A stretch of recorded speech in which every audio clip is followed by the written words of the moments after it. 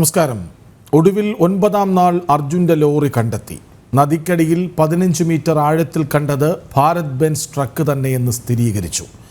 കരയിൽ തന്നെയുണ്ടെന്ന കഥ പറച്ചിലുകളോ തെരച്ചിലിൻ്റെ വഴിതെറ്റിച്ചത്? സ്വാഗതം ജനം ഡിബേറ്റിലേക്ക്. ഒപ്പം ചേരുന്നു കേണൽ എസ് ഡിന്നി, ഷിലൂരിൽ നിന്ന് ജനം റിപ്പോർട്ടർമാർ ആനന്ദ്, അരുണാലത്തൂർ, ശ്രീജിത്ത് എന്നിവരും.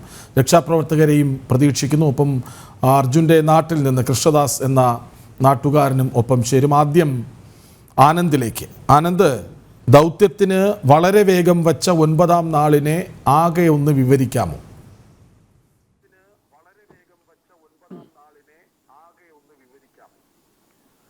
തീർച്ചയായും കൃഷ്ണരാജ്, എന്തായാലും ഈ 9 നാൾ നീണ്ട കാത്തിരിപ്പിനൊടുവിൽ നിന്ന് ഒരു ആശ്വാസകരമായിട്ടുള്ള വാർത്ത, ഒരുപക്ഷെ നല്ല വാർത്ത എന്ന് പറയാൻ പറ്റില്ലെങ്കിൽ ആശ്വാസകരമായിട്ടൊരു വാർത്ത വന്നിരിക്കുന്നു. എന്തായാലും കഴിഞ്ഞ ദിവസം തന്നെ ഇതുമായി ബന്ധപ്പെട്ടുകൊണ്ടുള്ള ഏകദേശ ധാരണകൾ നമുക്കുണ്ടായിരുന്നു. ഇന്ന് രാവിലെയോട് കൂടി തന്നെ, അതായത് 8 മണിയോട് കൂടി തന്നെ സൈന്യം പ്രദേശത്തെത്തി. ഉച്ചയോട് കൂടി തന്നെ അത്യാധുനികമായിട്ടുള്ള ഉപകരണങ്ങളും സംവിധാനം ഉണ്ടായിരുന്നു. കഴിഞ്ഞ ദിവസം ലഭിച്ച റഡാർ സിഗ്നലിൽ നിന്നുള്ള ഒരു സൂചനയുടെ ബാക്കി പത്രം തന്നെയാണ് ഇന്നത്തെ തെരച്ചിലിൽ മുഴുവൻ കണ്ടത്. ഈ ബൂം യന്ത്രം ഉപയോഗിച്ചുകൊണ്ടുള്ള തിരച്ചിൽ, അത് തന്നെയാണ് ഒരുപക്ഷെ ഇതിന്റെ ഏറ്റവും സുപ്രധാനമായിട്ടുള്ള ഒരു തീരുമാനത്തിലേക്ക് എത്തിയതിൽ, അല്ലെങ്കിൽ ഏറ്റവും സുപ്രധാനമായിട്ടുള്ള ഒരു സൂചന ലഭിച്ചതിന്റെ ഏറ്റവും അടിസ്ഥാനപരമായിട്ടുള്ള കാര്യം എന്ന് പറയുന്നത്. അത് ഉപയോഗിച്ചുള്ള തെരച്ചിൽ തന്നെയാണ് ഏറ്റവും ബലം കണ്ടിരിക്കുന്നത്. അതായത് കഴിഞ്ഞ ദിവസം ലഭിച്ച ഈ സോണാർ സംവിധാനങ്ങൾ സിഗ്നൽ കാണിച്ചു കൊടുത്തുകൊണ്ട് തന്നെ ഈ ബൂം എക്സലേറ്റർ ഉപയോഗിച്ചുകൊണ്ടുള്ള മണ്ണുമാറ്റൽ, ആ മണ്ണുമാറ്റൽ നിന്നുകൊണ്ട് തന്നെ ഏകദേശം ഒരു ധാരണ നേവിക്കും അതുമായിട്ടുള്ള ബന്ധപ്പെട്ട സൈന്യത്തിനും ഉണ്ടായിരുന്നു. അത് ഉറപ്പിക്കുക എന്നുള്ള ഒരു ഉദ്ദേശം തന്നെയായിരുന്നു. നമുക്കറിയാം, ഈ കരയിലെ മണ്ണ് മാറ്റുന്നത് പോലെയല്ല പുഴയിലെ മണ്ണ് മാറ്റുന്നത്. അതിന് JCB പോലുള്ള ചെറിയ ഉപകരണങ്ങൾ മതിയാവില്ല. ഏകദേശം 60 അടി താഴത്തിൽ അത്തരത്തിൽ കുഴിച്ചെടുക്കാൻ വേണ്ടി പറ്റുന്ന ഈ ബൂം എക്സ്കലേറ്ററിന് വഴി എത്തിക്കുക വഴി സൈന്യം എന്തായാലും കൃത്യമായിട്ടുള്ള ഒരു ദിശയിലേക്ക് എത്തി. ഏകദേശം 4 മണിയോട് കൂടി തന്നെ ആ പ്രദേശത്തെ, അതായത് ഈ അർജുന്റെ ഈ ടാങ്കർ എന്ന് പറയുന്ന പ്രദേശത്ത് നിന്ന് നിർണായകമായിട്ടുള്ള സൂചനകൾ ലഭിച്ചു. മണ്ണ് മാറ്റും തോറും അതുമായി ബന്ധപ്പെട്ട ചില സൂചനകൾ, അതായത് ഒരു ടാങ്കർ അവിടെ കണ്ടെത്തി എന്നുള്ള കാര്യം കർണാടകയുടെ ഉപമുഖ്യമന്ത്രി അടക്കം സ്ഥിരീകരിക്കുന്നു. അതുകൊണ്ട് SP അത് സ്ഥിരീകരിക്കുന്നു. ടാങ്കർ കണ്ടെത്തിയിരിക്കുന്നു ആദ്യത്തെ ഒരു വാർത്ത വരുന്നു. അതിനുശേഷം ഒരു 10 മിനിറ്റിന് ശേഷം തന്നെ വീണ്ടും ആ വാർത്ത വരുന്നു. ആ കണ്ടെത്തിയത് അർജുന്റെ ടാങ്കർ തന്നെയാണെന്നുള്ളതാണ്. എന്തായാലും ഇന്ന് രാത്രിയിലേക്ക് അടക്കം ഇത്തരത്തിലൊരു രക്ഷാപ്രവർത്തനം നീട്ടാനുള്ള ഒരു തീരുമാനം ഉണ്ടായിരുന്നു. പക്ഷേ ഈ സേന അടക്കമുള്ള ആളുകളുടെ ഒരു കൂട്ടായ തീരുമാനം ഇപ്പോൾ താൽക്കാലികമായി അവിടെ നിർത്തിയിരിക്കുകയാണ്. അതിന് പ്രധാനപ്പെട്ട കാരണം എന്ന് പറയുന്നത് ഇവിടുത്തെ കാലാവസ്ഥ തന്നെയാണ്. അടിക്കടി പെയ്യുന്ന മഴ ഈ രക്ഷാദൗത്യത്തെ വളരെയധികം പിറകോട്ടടിക്കുന്നുണ്ട്, ബുദ്ധിമുട്ടിലാക്കുന്നുണ്ട്. പ്രത്യേകിച്ച് പ്രതികൂല കാലാവസ്ഥ. ഈ നേവിയുടെ ഡീപ്പ് ഡൈവേഴ്സ് അടങ്ങുന്ന ഒരു 15-അംഗ സംഘത്തിന്റെ 3 ടീമുകളായിട്ടുള്ള ഒരു ടീം ഇന്ന് ഡീപ്പ് ഡൈവേഴ്സ് അവിടേക്ക് എത്തിയിരുന്നു. അതായത് ഇത്തരത്തിൽ ലോറി ലഭിച്ചു എന്നുള്ള ഒരു സൂചന വന്നതിന്റെ അടിസ്ഥാനത്തിൽ തന്നെ ആഴത്തിൽ മുങ്ങിക്കൊണ്ടുള്ള ഒരു പരിശോധനയ്ക്ക് തയ്യാറായിക്കൊണ്ട് ടീം അവിടെ എത്തിയിരുന്നെങ്കിലും പക്ഷേ ഈ മഴ അവിടെ വില്ലനാവുകയായിരുന്നു. ശക്തമായിട്ടുള്ള കാറ്റും ഉണ്ടായിരുന്നു. അതുകൊണ്ട് തന്നെ അവർ ആ ദൗത്യം അവിടെ ഉപേക്ഷിച്ച് പിന്മാറുകയായിരുന്നു. അതുപോലെ തന്നെ ഈ എക്സ്കവേറ്റർ വഴിയുള്ള ഇപ്പോൾ 2 തരത്തിൽ വാർത്തകൾ വരുന്നുണ്ട്. അതായത് ഒരു അവ്യക്തത ഉള്ളതുകൊണ്ട് ചോദിക്കുകയാണ്.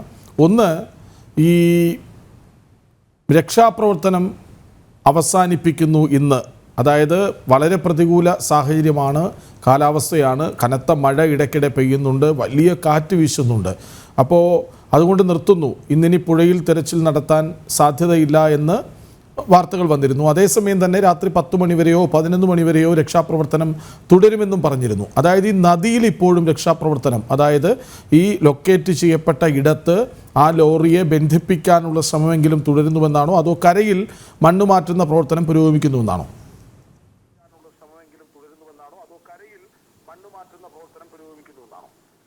അതായത് കൃഷ്ണരാജ്, അല്പസമയം മുമ്പ് തന്നെ, അതായത് ഏതാണ്ട് 7 മണിയോട് കൂടി തന്നെ പൂർണ്ണമായിട്ടും അത്തരത്തിലുള്ള പ്രവർത്തനങ്ങളെല്ലാം അവിടെ താൽക്കാലികമായി നിർത്തിവെച്ചിരിക്കുന്ന ഒരു സാഹചര്യമാണുള്ളത്. 6 മണിയോട് കൂടി തന്നെ ഇത്തരത്തിലുള്ള മുങ്ങൽ വിദഗ്ധരുമായി ബന്ധപ്പെട്ട ആളുകൾ അവിടെ നിന്ന് മാറിക്കഴിഞ്ഞു. അതായത് ഈ ബോട്ടുകളെല്ലാം കരയ്ക്ക് കയറ്റി. പിന്നീട് ഏകദേശം 6:45 വരെ അവിടെ തുടർന്നിരുന്നത് ഈ മണ്ണ് മാറ്റുന്ന പ്രക്രിയയായിരുന്നു. അതായത് ഈ സിഗ്നൽ ലഭിച്ചു എന്ന് പറയപ്പെടുന്ന സ്ഥലത്ത് നിന്ന് മണ്ണ് മാറ്റുന്ന യന്ത്രം ഉപയോഗിച്ചുകൊണ്ട് മണ്ണ് മാറ്റുന്ന പ്രക്രിയയായിരുന്നു നടന്നിരുന്നത്. ഏതാണ്ട് 7 മണിയോട് കൂടി തന്നെ അതും അവസാനിപ്പിച്ചുകൊണ്ട് അവിടുത്തെ JCBകളും മറ്റ് ലോറികളും എല്ലാ തരത്തിലുള്ള വാഹനങ്ങളും പോയി കഴിഞ്ഞിരിക്കുന്നു. ഈ ഒരു നിമിഷത്തിൽ അവിടെ യാതൊന്നും തന്നെ സംഭവിക്കുന്നില്ല. കാർവാർ MLA ആയിരുന്നു പറഞ്ഞിരുന്നത്, അതായത് 10 മണി വരെ ഇത്തരത്തിൽ രക്ഷാപ്രവർത്തനം നീളും എന്ന് പറഞ്ഞിരുന്നു. പക്ഷേ കാലാവസ്ഥ പ്രതികൂലമാണെങ്കിൽ അത് ഉണ്ടായിരിക്കില്ല എന്നും അദ്ദേഹം അല്പസമയം മുമ്പ് മാധ്യമങ്ങളോട് പറഞ്ഞിരുന്നു. അതാണ് ഇത്തരത്തിലൊരു സംശയത്തിന് ഇടപെട്ട് എന്തായാലും ഈ രക്ഷാപ്രവർത്തനം. അപ്പോൾ ഈ ലൊക്കേറ്റ് ചെയ്ത ഇടത്ത് നദിക്കടിയിൽ 15 മീറ്റർ താഴെ, കരയിൽ നിന്ന് 20 മീറ്റർ അകലെ 15 മീറ്റർ താഴെ ലൊക്കേറ്റ് ചെയ്യപ്പെട്ട ലോറിയെ ഈ കനത്ത മഴയത്ത് ശക്തമായ അടിയൊഴുക്ക് നദിയിലുണ്ടെന്ന് വിശ്വസിക്കുന്ന സമയത്ത് അത് അവിടെ തന്നെ നിലനിർത്താൻ എന്തെങ്കിലും ശ്രമം നടത്തിയിരുന്നോ? അതിനെക്കുറിച്ച് എന്താണ് അവർ പറഞ്ഞത്?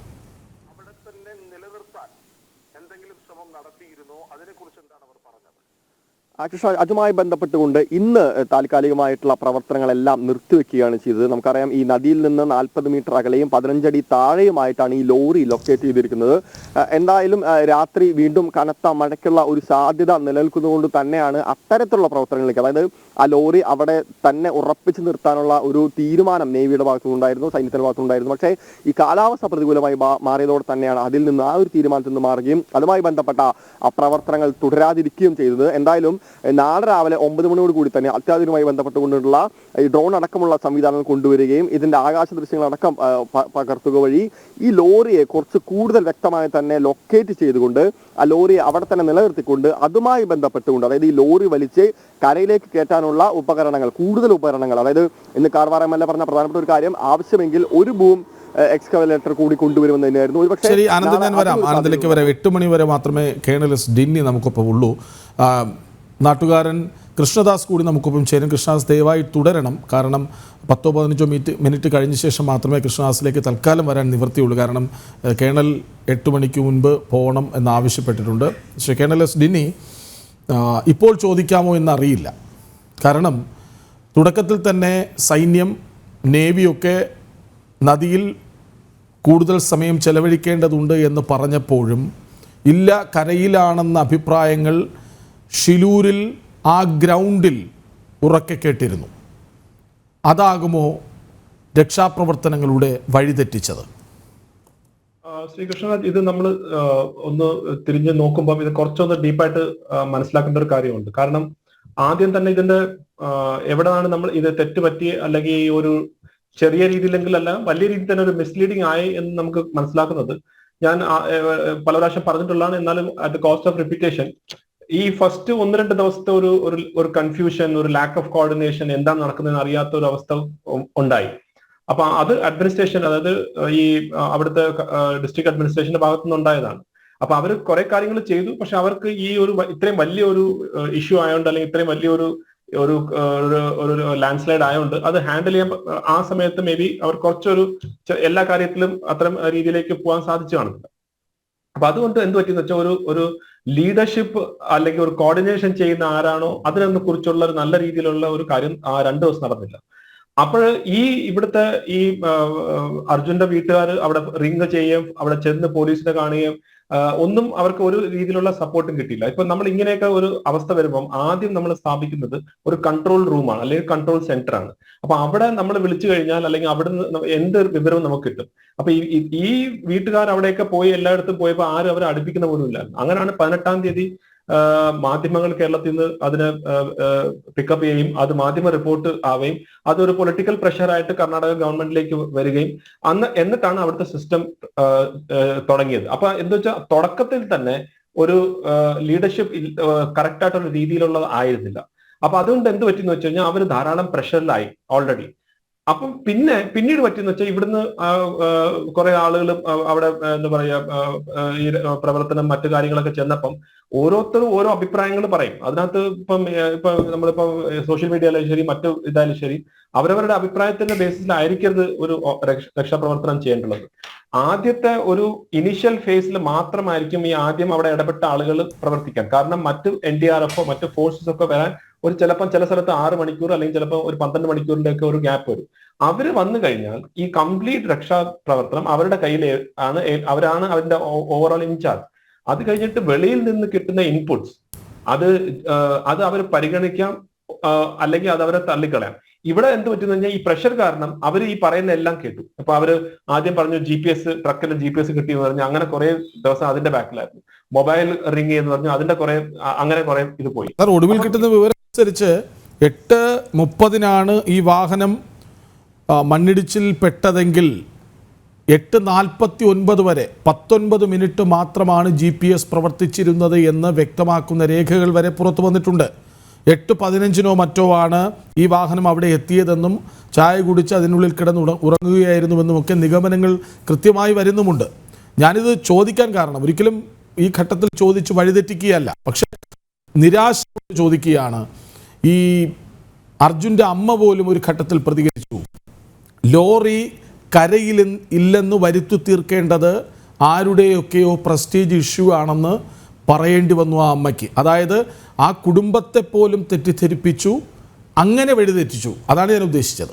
കറക്റ്റ്. അത് പറയേണ്ടി വന്നതല്ല ശ്രീകൃഷ്ണ, പറയിപ്പിച്ചു എന്ന് വേണമെങ്കിൽ നമുക്ക് പറയാം. അമ്മ ഇപ്പൊ ആ അമ്മയുടെ അവസ്ഥ അറിയാം നമുക്ക്. ഒരു മകൻ നഷ്ടപ്പെട്ട അല്ലെങ്കിൽ നഷ്ടപ്പെടാൻ പോകുന്നു അല്ലെങ്കിൽ എന്ത് സംഭവിച്ചു എന്ന് അറിയാത്ത ഒരു അമ്മയുടെ അവസ്ഥ നമുക്ക് തീർച്ചയായിട്ടും മനസ്സിലാക്കാൻ സാധിക്കും. പക്ഷെ വളരെ വ്യക്തമായിട്ട് തന്നെ ഇതിന്റെ ബാക്കിൽ ആരാണെന്ന് നമുക്ക് ഇനി ഇത് കണ്ടെത്താനുള്ള സമയമല്ല ഇപ്പം. പക്ഷെ ഡെഫിനറ്റ്ലി അത് അമ്മയെ കൊണ്ട് പറയിപ്പിച്ചതാണ്. ആ സൈന്യത്തിനെ കുറിച്ചുള്ള കാര്യമായാലും ശരി, അമ്മയെ കൊണ്ട് പറയിപ്പിച്ചതാണ്. അപ്പൊ ഇൻക്ലൂഡിങ് ആ ലേഡി പറഞ്ഞു കൊടുക്കുകയാണ് പട്ടാളത്തിനെ കുറിച്ച് പറയുമ്പം അത് എന്തിനാണ് അങ്ങനെ പറയുന്നത്, അവരുടെ ഉദ്ദേശം എന്താണ്, അല്ലെങ്കിൽ അവർ എന്ത് ബേസിസിലാണ് അവർ അതൊക്കെ പറയുന്നത്. ശരിക്കും അമ്മ നിഷ്കളങ്കമായി വളരെ വൈകാരികമായി പറഞ്ഞു പോയതാണ്, ശരിയാണ്. പക്ഷേ അമ്മ തെറ്റിദ്ധരിക്കപ്പെട്ടു. അതിന്റെ കാരണം ഞാൻ പറഞ്ഞത് ഇതാണ്. അതായത് ഇപ്പൊ അമ്മ കേൾക്കുന്ന എവിടെ നിന്നാണ് ഈ ന്യൂസ് കേൾക്കുന്നത്, അല്ലെങ്കിൽ ഇവരെ കുറെ ആളുകൾ അവിടുന്ന് കൊടുക്കുന്ന ഇൻപുട്സിന്റെ ബേസിലാണ് അമ്മ പറയുന്നത്. ഇപ്പൊ സൈന്യത്തിനെ വിളിക്കൂ എന്ന് പറഞ്ഞാൽ ഇവർ ആദ്യമേ തന്നെ പറയുന്നു. അപ്പൊ സൈന്യത്തിനെ വിളിക്കൂ എന്ന് വെച്ചാൽ സൈന്യം എന്ന് പറഞ്ഞാൽ വലിയൊരു വിശാല സൈന്യമാണ്. അതിനകത്ത് ആരെയാണ് ആവശ്യം, എന്താണ് ആവശ്യം, എന്തൊക്കെ എക്യുപ്മെന്റ് ആവശ്യം, അത് ഡിസൈഡ് ചെയ്യേണ്ട ആരാണ്? അത് ഡിസൈഡ് ചെയ്തിട്ട് ഞാനോ ശ്രീ കൃഷ്ണരാജോ അമ്മയോ അല്ലെങ്കിൽ ആ അമ്മയുടെ ബാക്ക് ചെയ്തിട്ട് ചെവിയിൽ പറഞ്ഞു കൊടുത്ത സ്ത്രീയോ അല്ലെങ്കിൽ ഈ ഗ്രൗണ്ടിൽ പോയിട്ടുള്ള ആളുകളല്ല. അത് ആ അഡ്മിനിസ്ട്രേഷൻ ആയിരുന്നു. അവിടെ ജോലി ചെയ്ത അഡ്മിനിസ്ട്രേഷൻ, അവിടെ ഓപ്പറേറ്റ് ചെയ്ത അഡ്മിനിസ്ട്രേഷൻ ആണ് ഡിസൈഡ്. നമുക്ക് ആവശ്യം എന്താണ്? ഇപ്പൊ നോക്ക്, ഈ 2-3 ദിവസമായിട്ട് കൃത്യമായിട്ടല്ലേ ഫംഗ്ഷൻ ചെയ്യുന്നത്. എന്താണ് അവരുടെ ടാസ്ക്, ആർക്കാണ് റെസ്പോൺസിബിലിറ്റി? ഇപ്പൊ തന്നെ ഏറ്റവും ലാസ്റ്റ് MLA പറഞ്ഞു കേട്ടതാണോ? അതായത് നമ്മൾ ഈ ഫീൽഡ് മേജർ ജനറൽ ഇന്ദ്രപാൽ സാറിനെ ഹാൻഡ് ഓവർ ചെയ്യുകയാണ്. അതാണ് അതിന്റെ രീതി. അപ്പം ആർമിയെ വിളിക്കൂ, സൈന്യത്തിനെ വിളിക്കൂ എന്ന് പറഞ്ഞിട്ട് 5-ാം ദിവസം സൈന്യത്തിനെ കൊണ്ടുവരികയാണ്. അപ്പൊ അവരുടെ അടുത്ത് സൈന്യത്തിന് എന്തായിരുന്നു ടാസ്ക് കൊടുത്തത്? 3 ആളുകളെ കാണാനില്ല, നിങ്ങൾ 3 പേരെ ഈ 3 ബോഡീസിനെ കണ്ടെത്തുക. അപ്പൊ അവർ 40 അംഗ സംഘം വന്നു, അവർ അതിനു വേണ്ടിയുള്ള ക്രമീകരണമായിട്ട് വന്നു. ഇവിടെ വന്നപ്പോഴാണ് അവരുടെ പറയുന്നത് അല്ല, അതിനകത്ത് ട്രക്കിനകത്താണ് വ്യക്തി എന്ന്. അപ്പൊ ട്രക്കിനകത്ത് ആകുമ്പം അത്രയും താഴെ പോയിട്ടുണ്ട്. അപ്പൊ അതിനു വേണ്ടിയുള്ള അടുത്ത എക്യുപ്മെന്റ് ഒക്കെ വരാൻ ഉള്ള ഇതായി. ഇപ്പൊ നേവി തന്നെ, നേവിയുടെ PRO വളരെ വ്യക്തമായിട്ട് പറഞ്ഞു 16-ാം തീയതി ഈ സംഭവം നടക്കുമ്പം അവരെ റിക്വസിഷൻ കൊടുത്തത് ഈ കണ്ടെയ്നർ അതായത് ഓയിൽ കണ്ടെയ്നർ ഈ പുഴയിലേക്ക് പോയി അത് എടുക്കാൻ വേണ്ടിയായിരുന്നു എന്നാണ് അവരുടെ അടുത്ത് പറഞ്ഞത്. അത് ആ സമയത്ത് അർജുന്റെ ട്രക്കിനെ കുറിച്ചോ യാതൊരു രീതിയിലുള്ള സംസാരം ഇല്ല. നേവി വരുന്നു, അപ്പോഴത്തേക്ക് ഭാഗ്യവശാൽ ഈ ഓയിൽ കണ്ടെയ്നർ സർഫേസിൽ വന്നു കഴിഞ്ഞിരുന്നു. അങ്ങനെ അവർക്ക് പിന്നീട് ചെയ്യാൻ പറ്റിയെന്ന് വെച്ചാൽ അവരവിടെ ചെന്നപ്പോൾ അത് ലീക്ക് ആകാതെ അതിന്റെ ലീക്ക് മാറ്റി അത് അവരെ ആ രീതിയിലേക്ക് അതിനെ സൈഡിലോട്ട് കൊണ്ടുവന്ന് കരയിലേക്ക് അടുപ്പിക്കാൻ സാധിച്ചു. അത് കഴിഞ്ഞിട്ടാണ് 19-ാം തീയതിയാണ് അവരുടെ അടുത്ത് പറയുന്നത് അല്ല, അർജുന്റെ ഒരു ട്രക്ക് ഉണ്ട്, അത് കണ്ടെത്തുന്നു. അപ്പോഴത്തേക്ക് എന്താണ് കഥ പറഞ്ഞത്? നേവിക്കാർ പറഞ്ഞു അവിടെ ഒന്നുമില്ല, ട്രക്കൊന്നും ഇല്ല. നേവി ആ ട്രക്കിന് വേണ്ടി സെർച്ച് പോലും ചെയ്തില്ലല്ലോ. അപ്പൊ ഇതാണ് പറ്റുന്നതെന്ന് വെച്ചാൽ പലരും പല രീതിയിലേക്കുള്ള ഒരു പ്രത്യേകിച്ച് നമ്മളെല്ലാവരും അല്ല, ഇന്ന് കാൻവാർ MP MLA പറഞ്ഞത് എന്താണെന്നറിയോ? നിങ്ങൾ പറഞ്ഞതനുസരിച്ചാണ് ഞങ്ങൾ തെരച്ചിൽ നടത്തിയത്, നിങ്ങളുടെ കടുംപിടുത്തമാണ് ഞങ്ങളെ നയിച്ചത് എന്നാണ്. അതായത് കേരള സർക്കാരിൻ്റെ ഭാഗത്ത് നിന്ന് പോലും കൃത്യമായ ഒരു വിലയിരുത്തലിനോ അവലോകനത്തിനോ ശ്രമമുണ്ടായില്ല. കൃത്യമായി അത് അവിടെയുള്ള രക്ഷാപ്രവർത്തകരെ അറിയിക്കുന്നതിന് ശ്രമിച്ചില്ല എന്നുകൂടിയൊക്കെ വേണ്ട മനസ്സിലാക്കാൻ. ഞാൻ അപ്പോഴും പറയുകയാണ്, ഇവിടെ രാഷ്ട്രീയം പറച്ചിലല്ല. ഇതുവരെ കേട്ടത് തിരുത്തപ്പെടുന്നു എന്ന കാരണത്താൽ പറഞ്ഞു പോകുന്നതാണ്. കാരണം അവിടെയാണ് GPS ഉള്ളത്, തരംഗങ്ങൾ കിട്ടി, സിഗ്നൽ കിട്ടി, അല്ലെങ്കിൽ അവിടെ എൻജിൻ ഓണായിരുന്നു. ഇങ്ങനെ നിരന്തരം അവിടെ സെർച്ച് ചെയ്യാൻ എത്തിയവരെ ധരിപ്പിച്ചുകൊണ്ടിരുന്നത് നമ്മൾ തന്നെയാണ്. അതെ, അതിനകത്ത് യാതൊരു സംശയമില്ല ശ്രീകൃഷ്ണ. അതിൽ ഞാൻ ഇതിനെ 2 വശമായിട്ടാണ് കാണുന്നത്. ഒന്ന്, നമ്മളെ ഭാഗത്തുനിന്ന് അനാവശ്യമായിട്ടുള്ള ഒരു ഇൻക്ലൂഡിങ് മീഡിയ, അതും ഞാൻ പറയാതിരിക്കാൻ പറ്റില്ല. മീഡിയയുടെ രീതിയിലുള്ള ഒരു ഹൈപ്പർ ആയിട്ടുള്ള ഒരു സാർ, ഞാനൊന്ന് ഇടപെട്ട് പറഞ്ഞോട്ടെ. ഞാൻ തുടക്കം മുതൽ, ഞാനിത് 3-ാമത്തെ ദിവസമാണ് ഈ വിഷയം ചർച്ചയാക്കി പ്രേക്ഷകർക്ക് മുന്നിലെത്തുന്നത്. ഈ 3 ദിവസവും ഞാൻ പറഞ്ഞ കാര്യങ്ങളുണ്ട്. ഒന്ന്, അർജുൻ്റെ കാര്യം മാത്രം നമ്മളിങ്ങനെ ആവർത്തിച്ചു കൊണ്ടേയിരിക്കുന്നു. പക്ഷേ അതേസമയം 2 പേർ വേറെയുമുണ്ട് ആ മണ്ണിനടിയിൽ. മാത്രമല്ല, ഒന്ന് ചിന്തിച്ചു നോക്കൂ, കേരളത്തിലായിരുന്നുവെങ്കിലോ ഒരു ചായക്കട, ആ ചായക്കട നടത്തിയ അയാളുടെ ഭാര്യ, 11ഉം 6ഉം വയസ്സായ 2 കുട്ടികൾ മരിച്ചുപോയി. അതെ, അപ്പം ശ്രീ കൃഷ്ണ, അത് തന്നെയാണ് ഞാൻ പറഞ്ഞത്. അപ്പൊ ഇവിടെ ഈ മീഡിയയുടെ ഇന്നലെ ഞാൻ വേറൊരു ചാനലിൽ പറഞ്ഞായിരുന്നു. അതായത് ഈ ഡ്രോൺസ് ഒക്കെ യൂസ് ചെയ്യുന്ന ഇത്രയും എങ്ങനെയാണെന്ന് ഞാൻ സത്യം പറഞ്ഞാൽ ഞാൻ വളരെ സർപ്രൈസ് ആയിരുന്നു. ഇത്രയും അടുത്ത് നേവിയുടെ ബോട്ട് പോയാണ്, അത് തൊട്ട് മുകളിൽ ഡ്രോൺസ് പോയാണ്. അപ്പൊ എന്ത് പറ്റി, ഇന്ന് നോക്കൂ, ഇന്ന് കംപ്ലീറ്റ് ഒരു ഡ്രോണും അവർ സമ്മതിച്ചില്ല. ഇന്ന് ഫൈനലി അവിടുന്ന് മീഡിയ പോലും മാറണമെന്ന് പറഞ്ഞു. കാരണം അവിടെ റേഡിയോ ഇന്റർഫറൻസ് മറ്റു കാര്യങ്ങളൊക്കെ നടക്കുന്ന ഒരു മേഖലയാണ്. അപ്പൊ തീർച്ചയായിട്ടും മീഡിയയുടെ ഒരു അവിടുത്തെ ഒരു ആത്മപരിശോധന നടത്തേണ്ട ഒരു കാര്യമുണ്ട്. രണ്ടാമത് ഇത് ഇങ്ങനത്തെ ഒരു പ്രശ്നം വരുമ്പോൾ ധാരാളം ആളുകൾ അവിടെ പ്രവർത്തിക്കാൻ വേണ്ടി വരും. അതിനകത്തൊന്നും ഒരു തെറ്റില്ല എന്ന് പറയാം. അവരുടെ ആ ഉദ്ദേശത്തിന് ഞാൻ അംഗീകരിക്കുന്നു. പക്ഷേ ആ ഉദ്ദേശത്തിന് അംഗീകരിക്കുന്നെങ്കിലും അത് അവിടെ ഗ്രൗണ്ടിൽ നിൽക്കുന്ന ആളുകൾക്ക് ഈ ഓപ്പറേഷൻ വിട്ടുകൊടുക്കുക. അവർ അതിനു വേണ്ടിയാണ്, അവർ NDRF എന്ന് പറഞ്ഞ ഇതേ കാര്യത്തിന് വേണ്ടിയാണ്. അപ്പൊ അവിടെ നമ്മൾ ചെന്ന് നമുക്ക് എന്തെങ്കിലും രാഷ്ട്രീയപരമായിട്ടുള്ള പ്രഷർ ചെലുത്താൻ പറ്റുമെങ്കിൽ ആ രീതിയിൽ പ്രഷർ ചെലുത്തി അവരെ തന്നെ വഴിതെറ്റിക്കുന്ന രീതിയിലേക്ക് ചെയ്യാൻ പാടില്ലായിരുന്നു. അത് നമ്മൾ ചെയ്തു. അതാണ് അതിന്റെ ഒരു കാരണം. പിന്നെ വേറൊരു കാരണവും അപ്പുറത്തെ മറുവശത്ത് പറയുകയാണെങ്കിൽ ഇത്തരം പ്രഷറുകൾ വിത്ത്സ്റ്റാൻഡ് ചെയ്യാനുള്ള കഴിവ് അപ്പുറത്തെ ഭാഗത്തും വേണം. NDRF ആയാലും ശരി, അവിടുത്തെ ഡിസ്ട്രിക്ട് അഡ്മിനിസ്ട്രേഷനും ശരി, അവരുടെ ലീഡർഷിപ്പും അവരുടെ കോർഡിനേഷനും കൃത്യമായിരുന്നെങ്കിൽ ഇതുപോലത്തെ പ്രഷർ വന്നാലും വിത്ത്സ്റ്റാൻഡ് ചെയ്യണം. എങ്ങനെയാണ് ഈ 2 ദിവസം ലാസ്റ്റ് 2 days ആയിട്ട് ഒരു പ്രഷറും അവരെടുക്കുന്നത്? അതായത് അവരായി തന്നെ പ്രവർത്തിക്കണമായിരുന്നു. അബ്സല്യൂട്ട്ലി അവരായിട്ട് തന്നെ പ്രവർത്തിക്കണം. ഇപ്പൊ 2 ദിവസമായിട്ട് അവർ ആരെയും അകത്ത് കയറ്റുന്നില്ലല്ലോ. എന്തൊക്കെ വീണ്ടും വലിയ വലിയ ആളുകൾ പ്രതിഷേധമൊക്കെ ചെയ്തല്ലോ. പക്ഷെ എന്നാലും അവർ വളരെ ക്ലിയർ ആയിരുന്നില്ല, ഞങ്ങൾ കഴിഞ്ഞു, നിങ്ങൾ വെളിയിൽ നിൽക്കുക, ഇനി ഞങ്ങൾ ചെയ്യാം എന്നുള്ള രീതിയിലേക്ക് ചെന്നപ്പോൾ കാര്യങ്ങൾ സിസ്റ്റമാറ്റിക് ആയിട്ട് പോയി. അപ്പൊ ഇത് എനിക്ക് തോന്നുന്നു എല്ലാ വശത്തിലും ഒരു വീഴ്ച ഉണ്ടായിട്ടുണ്ട്. അത് തന്നെയാണ് ഇപ്പൊ ഈ ഒരു ഇത്രയും ദിവസം അത് നീണ്ടു പോകാനുള്ള ഒരു കാരണം. അതിനോട് ചേർത്ത് ഞാനൊന്ന് പറഞ്ഞോട്ടെ. അതായത് ഈ അവിടെ മറ്റ് 2 ടാങ്കറുകൾ കൂടി ഒലിച്ചുപോയി എന്ന് പറഞ്ഞിരുന്നല്ലോ. അതിൽ ഒരെണ്ണം കിട്ടി, ഒരെണ്ണം ഇപ്പോഴും കിട്ടിയിട്ടില്ല. അതിലൊരു ഡ്രൈവറെ കിട്ടിയത് 40 കിലോമീറ്റർ അപ്പുറത്ത് നിന്നാണ് മൃതദേഹം കിട്ടിയത്. അപ്പോൾ ശക്തമായ മണ്ണിടിച്ചിലായിരുന്നുവെന്ന് പ്രഥമ ദൃഷ്ട്യാ തന്നെ അവിടെ പോകുന്ന ആർക്കും വ്യക്തമാണ്. പുഴയിൽ തന്നെ ഉണ്ടാകാനുള്ള സാധ്യതയുണ്ടെന്ന് അവരിൽ ചിലർ പറഞ്ഞതുമാണ്. എന്നിട്ടും അതിലേക്ക് മാത്രം കോൺസെൻട്രേറ്റ് ചെയ്യാതെ പോയത് അവരുടെ പിഴവും കൂടിയല്ലേ? അബ്സല്യൂട്ട്ലി അവരുടെ പിഴവ് തന്നെയാണ്. കാരണം അവിടെ ഞാൻ നേരത്തെ പറഞ്ഞ പോലെ ഈ രാഷ്ട്രീയ പ്രഷർ വരുന്നത് അവർക്ക് വിത്ത്സ്റ്റാൻഡ് ചെയ്യാൻ പറ്റില്ല. പ്യുവർ രാഷ്ട്രീയ പ്രഷറാണ്. ഇവിടുന്ന് കേരളത്തിൽ നിന്നുള്ള ആളുകൾ പോകുന്നുണ്ട്. കേരളത്തിൽ നിന്ന് ആളുകളെ പിണക്കാൻ പറ്റാത്തതുകൊണ്ടും അവർക്കത് ഓവർകം ചെയ്യാൻ പറ്റില്ല. പക്ഷെ അതിന്റെ മറിച്ചുള്ള ഭാഗം എന്ന് വെച്ചാൽ ഇതിപ്പം ഓക്കെ ഫൈൻ, ഇത്രയോ 8-9 ദിവസമായി. ഇത് കുറച്ചും കൂടെ വളരെ സെൻസിറ്റീവ് ആയിട്ടുള്ള ധാരാളം ആളുകളൊക്കെ ഇൻവോൾവ് ആയിരുന്നെങ്കിൽ അത് ആളുകളുടെ ലൈഫ് ആൻഡ് ഡെത്ത് സിറ്റുവേഷൻ ആണ്. അവിടാണ് ഈ വെളിയിൽ നിന്നുള്ള പ്രഷർ വിത്ത്സ്റ്റാൻഡ് ചെയ്യാൻ NDRF ആയാലും ശരി, മറ്റ് ഏജൻസീസ് ആയാലും ചെയ്യേണ്ടുള്ളത്. അവരിപ്പം അപ്പൊ ആരെങ്കിലും പറഞ്ഞൊന്നുണ്ട്. അപ്പൊ ആ 2 ദിവസം മുമ്പ് ആ MLA പറഞ്ഞതിനകത്തും അല്ലെങ്കിൽ മന്ത്രി പറഞ്ഞതിലും ഞാൻ യോജിക്കുന്നില്ല. നിങ്ങൾ പറഞ്ഞു ഇവിടെ സെർച്ച് ചെയ്യൂ, ഞങ്ങൾ ഇവിടെ സെർച്ച് ചെയ്യൂ. നിങ്ങൾ പറഞ്ഞു അവിടെ ചെയ്യൂ, ഞങ്ങൾ ചെയ്യും. നിങ്ങൾ പറഞ്ഞു ആർമി വിളിക്കൂ. അങ്ങനല്ല ഒരു ഓപ്പറേഷൻ ചെയ്യേണ്ടത്. അങ്ങനല്ല. അതിന് കൃത്യമായിട്ടുള്ള ഒരു ലീഡർഷിപ്പ് ഉണ്ട്, അതിന് കൃത്യമായിട്ടുള്ള ഒരു ടീമുണ്ട്. ആ ടീമിൽ ഓരോ മെമ്പറിനും ഓരോ റോൾ ഉണ്ട്. അവർ കൃത്യമായിട്ടൊരു പ്ലാനിംഗ് ഉണ്ട്. ഒരു ദിവസം ചെയ്യേണ്ടുള്ള കാര്യങ്ങളെ കുറിച്ചുള്ള ഒരു ധാരണയുണ്ട്. അത് കഴിഞ്ഞിട്ട് ആ ദിവസം കഴിഞ്ഞാൽ ഒരു ഫീഡ്ബാക്ക് സിസ്റ്റം ഉണ്ട്. ആ ഫീഡ്ബാക്ക് സിസ്റ്റത്തിന് ബേസിസിൽ മീഡിയയിലുള്ള ബ്രീഫിംഗ് ഉണ്ട്. എല്ലാ ദിവസവും രാവിലെയും വൈകിട്ടും ഒരു ബ്രീഫിംഗ് ഉണ്ട്. രാവിലെ അവർ പറയും ഇന്ന കാര്യങ്ങളാണ് ഞങ്ങൾ ഇന്ന് ചെയ്യാൻ ഉദ്ദേശിക്കുന്നത്, ഞങ്ങളുടെ ലക്ഷ്യങ്ങൾ ഇതാണ്. വൈകിട്ട് അത് നേടിയിട്ടുണ്ടോ ഇല്ലയോ എന്ന് അത് കൃത്യമായി പറയും. ഇതുകൊണ്ട് ഇതെല്ലാം ചെയ്യാൻ പറ്റി, പക്ഷെ ഇത് ചെയ്യാൻ പറ്റില്ല, അത് എന്തുകൊണ്ട് ചെയ്യാൻ പറ്റില്ല എന്നുള്ളത് അവർ പറയും. ഇത് ഇന്ന കാരണങ്ങളാണ്. അങ്ങനെയുള്ള ഒരു സിസ്റ്റം കഴിഞ്ഞ ദിവസം വരെ നമ്മൾ കണ്ടില്ല. ഇന്നാണ് ഫൈനലി ആ രീതിയിലേക്ക് മാറിയത്. അവിടുന്ന് മീഡിയയുടെ ഡ്രോൺസിനെ കുറച്ചു, വളരെ ലിമിറ്റഡ് ആയിട്ടുള്ള ആളുകളെ ഉള്ളായിരുന്നു. ഇന്ന് കൃത്യമായിട്ട് MLA പുറത്തു വന്ന് പറഞ്ഞു. അതുപോലെ തന്നെ നാളെ അദ്ദേഹം പറഞ്ഞു 3-4 മണിക്കൂർ ഇടവിട്ട് ഞാൻ ഫീഡ്ബാക്ക് തരാം. അപ്പം ഇത്രയും സിസ്റ്റം വർക്ക് ചെയ്യാൻ ഓൾമോസ്റ്റ് 10 days എടുത്തു. അത് അങ്ങനെ ആയിരിക്കരുത് നടക്കേണ്ടുള്ളത്.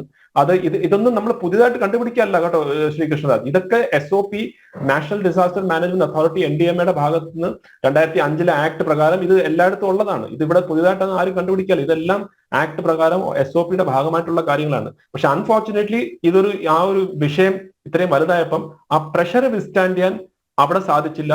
അത് കാരണം അതുപോലെ തന്നെ അനാവശ്യമായിട്ടുള്ള പ്രഷർ നമ്മൾ അവിടെ കൊടുക്കുകയും ചെയ്തു.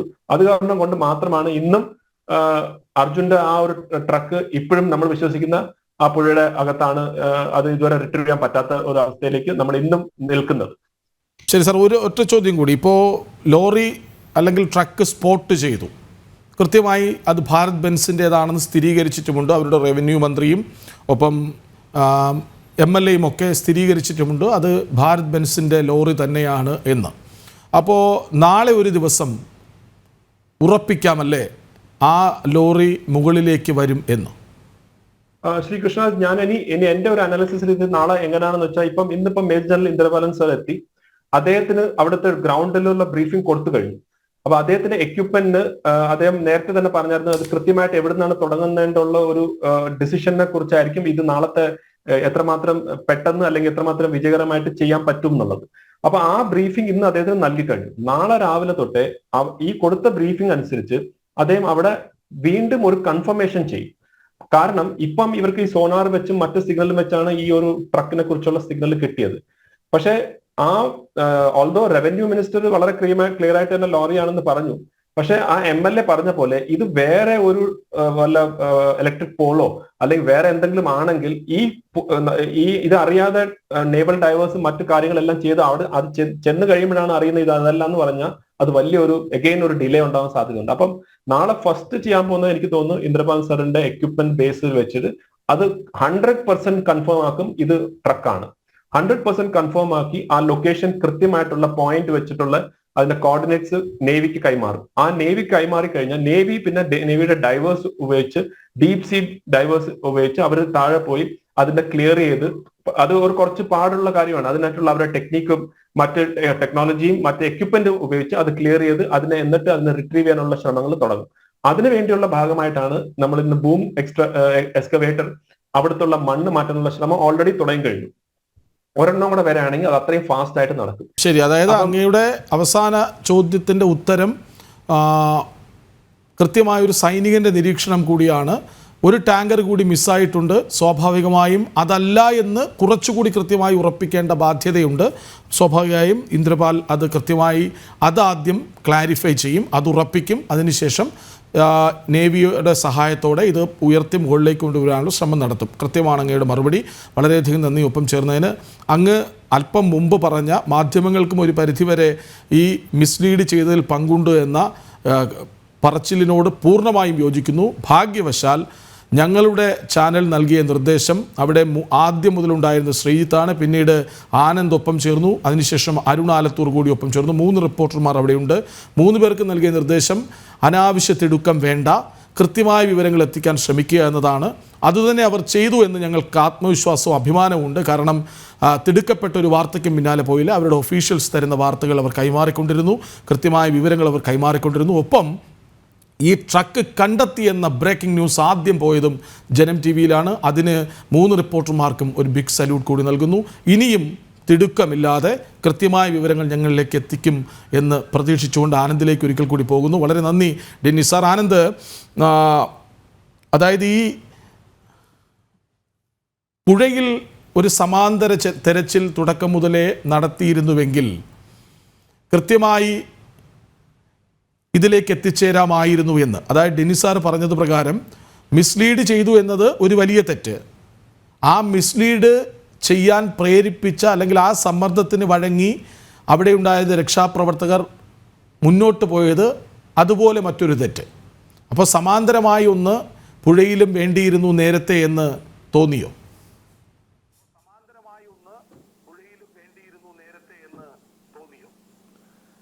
കൃഷ്ണരാജ്, അങ്ങനെ ആ ഒരു ചോദ്യത്തിന് നമുക്ക് വ്യക്തമായിട്ടുള്ള ഒരു ഉത്തരം പറയുന്നത് അസാധ്യം തന്നെയാണ്. കാരണം ഏറ്റവും ആദ്യത്തെ സാധ്യത അല്ലെങ്കിൽ ഏറ്റവും ആദ്യത്തെ പോസിബിലിറ്റി എന്ന് പറയുന്നത് സ്വാഭാവികമായും ഈ മല മണ്ണിടിഞ്ഞ പ്രദേശത്ത് തന്നെയാണ്.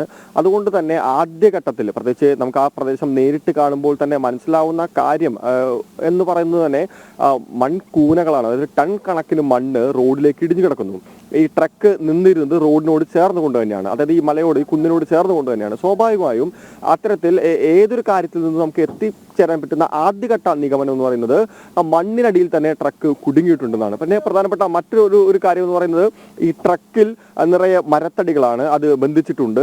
സ്വാഭാവികമായും അവിടുന്ന് ഉയർന്ന മറ്റു ചില ചോദ്യങ്ങൾ, അത്തരത്തിൽ ഈ ട്രക്ക് പുഴയിലേക്ക് വീണിരുന്നുവെങ്കിൽ ഈ മരത്തടികൾ ഒഴുകി നടക്കേണ്ട ഒരു കാഴ്ച അവിടുന്ന് കാണേണ്ടതാണ്. പക്ഷേ അത്തരത്തിൽ യാതൊരു തരത്തിലുള്ള കാഴ്ചകളും കണ്ടിരുന്നില്ല. അത് മാത്രമല്ല ഈ 2 ദിവസത്തോളം ഈ GPS, അതായത് ഈ ലോറിയുടെ ആ ട്രക്കിന്റെ GPS ഓണായിരുന്നു എന്നുള്ള ലോറി ഉടമയുടെ ഒരു മൊഴി കൂടിയുണ്ട്. അതിനോടൊപ്പം തന്നെ നമ്മൾ ചേർത്ത് വായിക്കേണ്ടത് 16-ാം തീയതി വരെ ഈ അദ്ദേഹത്തിന്റെ ഫോൺ അർജുന്റെ ഫോൺ റിങ് ചെയ്തിരുന്നു എന്ന് ഭാര്യയും അദ്ദേഹത്തിന്റെ സഹോദരിയും പറയുന്നുണ്ട്.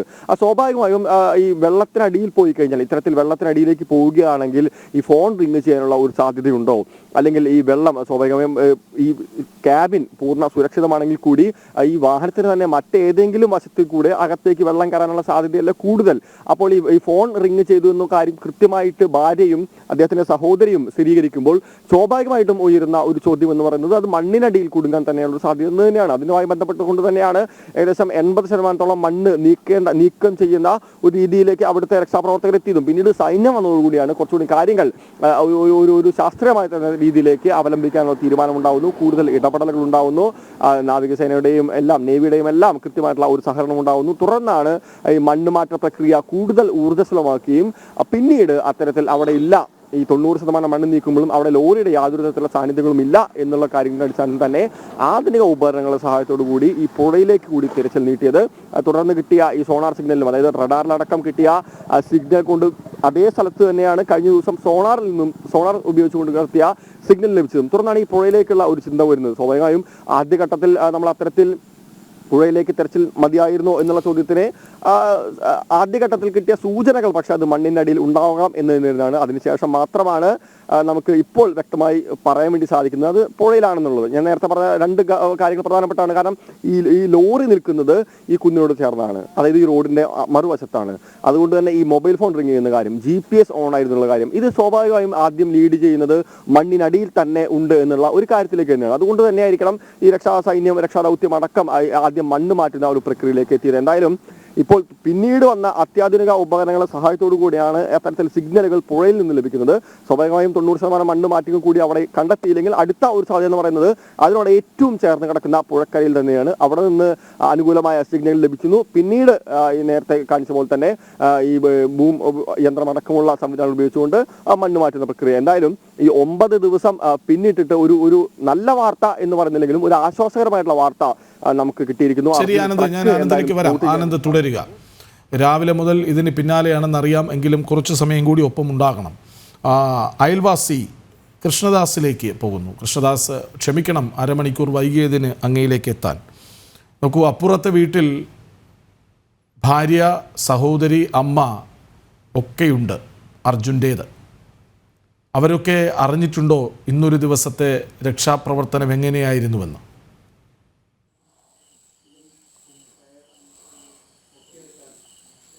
തീർച്ചയായിട്ടും.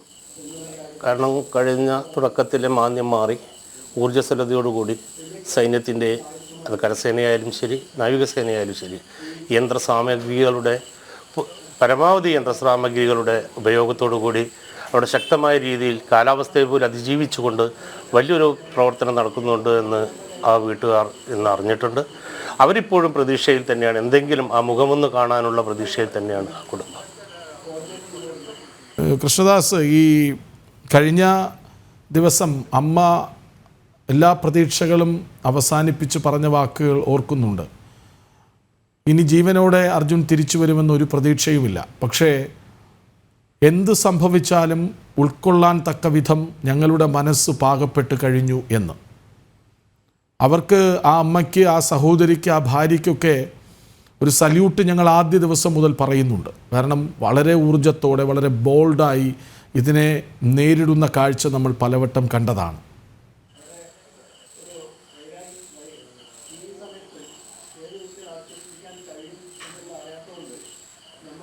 കൃഷ്ണദാസ് പറയൂ. കേൾക്കുന്നുണ്ട് സാർ. തീർച്ചയായും. കാരണം ഇതിൻ്റെ ഇപ്പോൾ ഈ നടന്ന തൊട്ട് മുമ്പ് സാർ പറഞ്ഞതുപോലെ തന്നെ ആദ്യത്തെ 2 ദിവസത്തെ ആ കാര്യക്ഷമമല്ലാത്ത പ്രവർത്തനമാണ് ആ കുടുംബത്തെ വ്യാകുലപ്പെടുത്തിയത്. ആ സമയത്താണ് സമ്മർദ്ദങ്ങൾക്ക് വേണ്ടി ഞങ്ങൾ നാട്ടുകാരടക്കം ജനകീയ പ്രക്ഷോഭത്തിന് തയ്യാറാകേണ്ടി വന്നത്.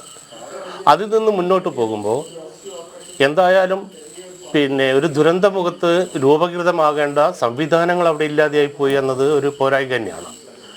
ഇന്ന് സാർ പറഞ്ഞ പോലെ ഇന്ന് എന്തെങ്കിലും ഒന്ന് അത്തരമൊരു അഡ്മിനിസ്ട്രേഷൻ ലെവലിൽ നടന്നു എന്ന് പറയുന്നതാണ് നടന്നു എന്ന് ഇന്നേ നമുക്ക് പറയാൻ വേണ്ടി പറ്റുന്നുള്ളൂ.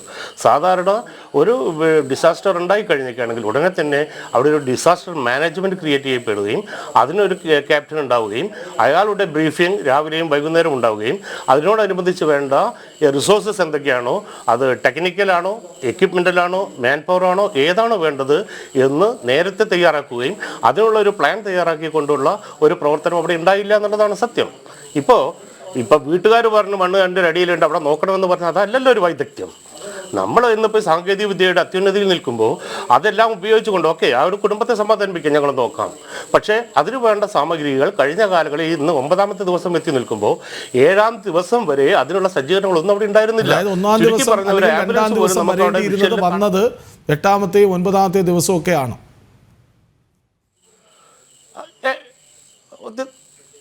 തീർച്ചയായും അതുകൊണ്ട് തന്നെയാണ് ഇപ്പം പിന്നെ സൈന്യത്തെ കുറ്റം പറഞ്ഞു എന്ന് പറയുന്നത്. അവർ വിചാരിച്ചു സൈന്യം വന്നാൽ എന്താ ചെയ്യും. കഴിഞ്ഞ കാലത്ത് കേരളത്തിൻ്റെ അനുഭവം വെച്ച് നോക്കുകയാണെങ്കിൽ സൈന്യത്തോടൊപ്പം തന്നെ നാട്ടുകാർ കൂടി ചേർന്നുകൊണ്ട് ദുരന്ത പ്രവർത്തനങ്ങൾ ഇതിനേക്കാളും ശക്തമായിട്ട് ലളിതമായ രീതിയിൽ മണിക്കൂറുകൾക്കകം ജീവനുകളെ കണ്ടെടുത്തിട്ടുണ്ട്. പക്ഷേ ഇവിടെ ജീവനപ്പുറം ഒരു ലോറി പോലും കണ്ടെത്താൻ പറ്റാത്ത രീതിയിലേക്ക് സംവിധാനങ്ങൾ പോയപ്പോഴാണ് അവരാശങ്കപ്പെട്ടത്. അപ്പോൾ ഈ സൈന്യം വന്നു എന്ന് പറയുമ്പോൾ ആ സൈന്യത്തെ അവർ കുറ്റപ്പെടുത്തലേ പോയത് സൈന്യത്തെ അല്ല അവർ കുറ്റപ്പെടുത്തിയത്. ആ സൈന്യത്തെ കൊണ്ടുവന്നവരുടെ പോരായികളാണ് കുറ്റപ്പെടുത്തിയതെന്നാണ് ഞാൻ മനസ്സിലാക്കുന്നത്. കാരണം ബാംഗ്ലൂരിലുള്ള ഒരു എഞ്ചിനീയറിംഗ് വിങ് ആയിരുന്നു അവിടെ വരേണ്ടത്, അല്ലെങ്കിൽ ഒരു ടെക്നിക്കൽ വിങ് വരുന്നതിന് പകരം ഒന്നും പറയാത്ത കുറച്ച് ആളുകളെ ഇങ്ങോട്ട് അയച്ചതുപോലെ ആയിപ്പോയി എന്നാണ് മാധ്യമങ്ങളിലൂടെ അവർ മനസ്സിലാക്കുന്നത്. അത് വൈകുന്നേരം തന്നെ തിരിച്ചു പോവുകയും ചെയ്യുന്നു. അപ്പോൾ അങ്ങനെ ഒരു സാഹചര്യം അവിടെ ഉണ്ട്. അവിടെ അതായിരുന്നില്ല ഉണ്ടായിരുന്നു. ഞാൻ പറഞ്ഞില്ലേ, ഇപ്പോഴും വേണ്ടത്ര എക്യുപ്മെന്റ്സ് അവിടെ എത്തിയിട്ടുണ്ടോ എന്ന് ചോദിക്കുകയാണെങ്കിൽ ആ ഒരു സിറ്റുവേഷനെ സംബന്ധിച്ചിടത്തോളം വേണ്ടത്ര ഇല്ല എന്ന് തന്നെയാണ് എൻ്റെ ഒരു വ്യക്തിപരമായ അഭിപ്രായം. കാരണം തീർച്ചയായും നാളെയും ചിലത് എത്തിക്കുമെന്നാണ് പറയുന്നത്, നാളെയും ചിലത് എത്തിക്കാനിരിക്കുന്നു എന്നാണ് പറയുന്നത്. അതാണ് ഞാൻ പറഞ്ഞത്, 2ാമത്തെ ദിവസമെങ്കിലും വരേണ്ടിയിരുന്നത് വന്നത് 6ാമത്തെയും 7ാമത്തെയും 8ാമത്തെയും 9ാമത്തെയും ഒക്കെ ദിവസമാണ്. അതാണ് സാർ ഞാൻ പറഞ്ഞില്ലേ, ഇത് ഒരു ഇഷ്യൂ ഉണ്ടായി കഴിഞ്ഞിട്ടാണ് ഉടനെ അതിന് വേണ്ട കാര്യങ്ങൾ എന്താണെന്ന് പ്രിപ്പയർ ചെയ്യേണ്ട ഒരു ഡിപ്പാർട്ട്മെന്റ് അവിടെ ഇല്ലാതെ പോയി എന്നുള്ളതാണ്. ഒരു ഡിസ്ട്രിക്ട് ഭരണകൂടം പോലും എപ്പോഴാണ് ഉണർന്നെണീറ്റത്? അപ്പം ഈ സാധനം വരുമ്പോൾ ഇനി നാളെയാണ്. ഈ നാളെ എന്ന് പറയുമ്പോൾ നമുക്ക് മണിക്കൂറുകൾ ഒരിക്കലും ഒരു ദിവസം നീട്ടി കിട്ടുന്നില്ല. 24 മണിക്കൂറിനകം ചെയ്യേണ്ടത് 24 മണിക്കൂറിനകം തന്നെ ചെയ്യണം. അത് നാളേക്ക് എന്നുള്ളത് അവസാന ഘട്ടത്തിൽ ചിന്തിക്കേണ്ടതാണ്. ഇവിടെ ഓരോ ഘട്ടം കഴിയുമ്പോഴും അവിടെ ഇടയ്ക്കിടെ വലിയ മഴ പെയ്യുന്നുണ്ട്, നദിയിൽ അടിയൊഴുക്ക് ശക്തമാണ്. ഇതിനേക്കാളുമൊക്കെ പേടിക്കേണ്ടത് കനത്ത കാറ്റാണ് എന്നതാണ്, ശക്തമായ കാറ്റാണ്. അതുകൊണ്ട് തന്നെ മാധ്യമപ്രവർത്തകരെ പോലും പലപ്പോഴും മാറ്റി നിർത്തുന്നുണ്ട്. അവർ ഞങ്ങളോടത് പറയുന്നുമുണ്ട്, വലിയ പ്രശ്നമാണ്, എപ്പോൾ വേണമെങ്കിലും ഇനിയൊരു മണ്ണിടിച്ചിലുണ്ടാകാം, കാറ്റ് വല്ലാത്ത പ്രശ്നം ഉണ്ടാക്കുന്നുണ്ട്. നോക്കൂ, ഏറ്റവും പരിശീലനം കിട്ടിയ നേവി പോലും നദിയിൽ അധിക നേരം നിൽക്കേണ്ടതില്ല എന്ന തീരുമാനമെടുക്കുന്നുവെങ്കിൽ അത് പ്രകൃതിയുടെ കൂടി പ്രശ്നമാണ്.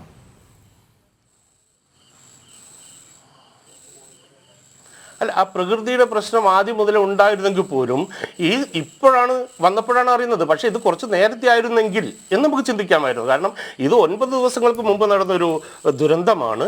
ആ ദുരന്ത മുഖത്ത് ഉണ്ടാവേണ്ട സജ്ജീകരണങ്ങൾ എന്തായിരിക്കണമെന്ന് ആദ്യമായിട്ടല്ലല്ലോ നമ്മുടെ രാജ്യം ഒരു ദുരന്തത്തെ നേരിടുന്നത്.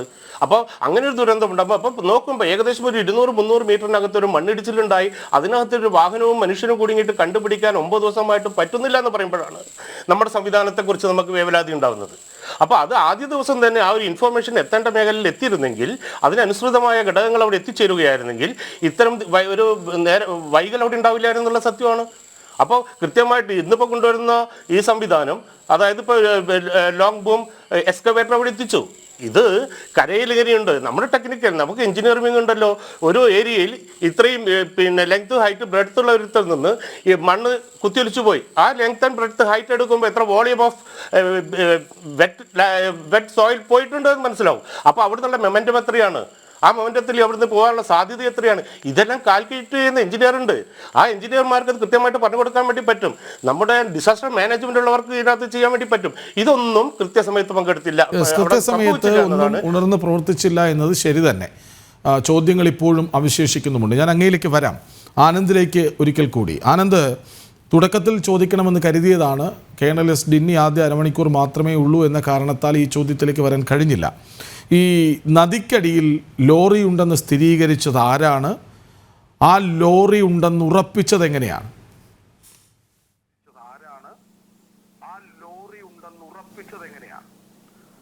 അതായത് നേവിയുടെ അത്യാധുനിക സംവിധാനങ്ങൾ വഴിയാണ് അതിന് സിഗ്നൽ ലഭിച്ചിരിക്കുന്നു. നേവിയുടെ വിങ് തന്നെയാണ് അത് സ്ഥിരീകരിച്ചിരിക്കുന്നത്. കഴിഞ്ഞ ദിവസം തന്നെ റഡാറിലും സോണാറിലും ഒരേ സ്ഥലത്ത് നിന്ന് തന്നെ ഒരു ലോഹ സാന്നിധ്യം കണ്ടെത്തിയിരുന്നു. അതുമായി ബന്ധപ്പെട്ട കൂടുതൽ തിരച്ചിലുകൾ നടത്തുന്നതിന്റെ ഭാഗമായി തന്നെയാണ് നേവിക്ക് കൃത്യമായിട്ടുള്ള ഒരു സിഗ്നലും ഒരു ആകാശ ചിത്രവും ലഭിക്കുന്നു. അതിനടിയിൽ ഒരു ട്രക്ക് ഉണ്ടെന്ന് നേവി ഔദ്യോഗികമായി തന്നെ അത് പങ്കുവെക്കുന്നു. തുടർന്ന് കർണാടക ഉപമുഖ്യമന്ത്രി അടക്കമുള്ള ആളുകൾ എക്സ് ഹാൻഡിൽ വഴി അത് പറയുന്നു. പിന്നീട് SP അത് സ്ഥിരീകരിക്കുന്ന ഒരു സാഹചര്യം ഉണ്ടായിരുന്നു. എന്തായാലും സൈന്യം തന്നെയാണ് ഇത് ഔദ്യോഗികമായിട്ട് ആദ്യഘട്ടത്തിൽ സ്ഥിരീകരിക്കുന്നത്. പിന്നീട് കർണാടകയിലെ മന്ത്രിമാരടക്കമുള്ള ആളുകൾ ഇത് ഏറ്റുപിടിക്കുന്ന ഒരു സാഹചര്യമാണ് ഉണ്ടായത്. പിന്നീട് കർണാടക SP അടക്കമുള്ള ആളുകൾ ഇത് സ്ഥിരീകരിക്കുന്ന ഒരു സാഹചര്യമുണ്ടായി. എന്തായാലും 9ാം നാൾ ഇപ്പോൾ ഒരു പ്രതീക്ഷയ്ക്ക് ഒരു ഫലം കണ്ടിരിക്കുന്നു എന്നുള്ള ഒരു വാർത്ത തന്നെയാണ് നമ്മൾ ഇന്ന് അല്പസമയം മുമ്പ്, അതായത് 4 മണിയോട് കൂടി തന്നെ എല്ലാ വാർത്താ മാധ്യമങ്ങളും പുറത്തുവിട്ടിട്ടുള്ളത്.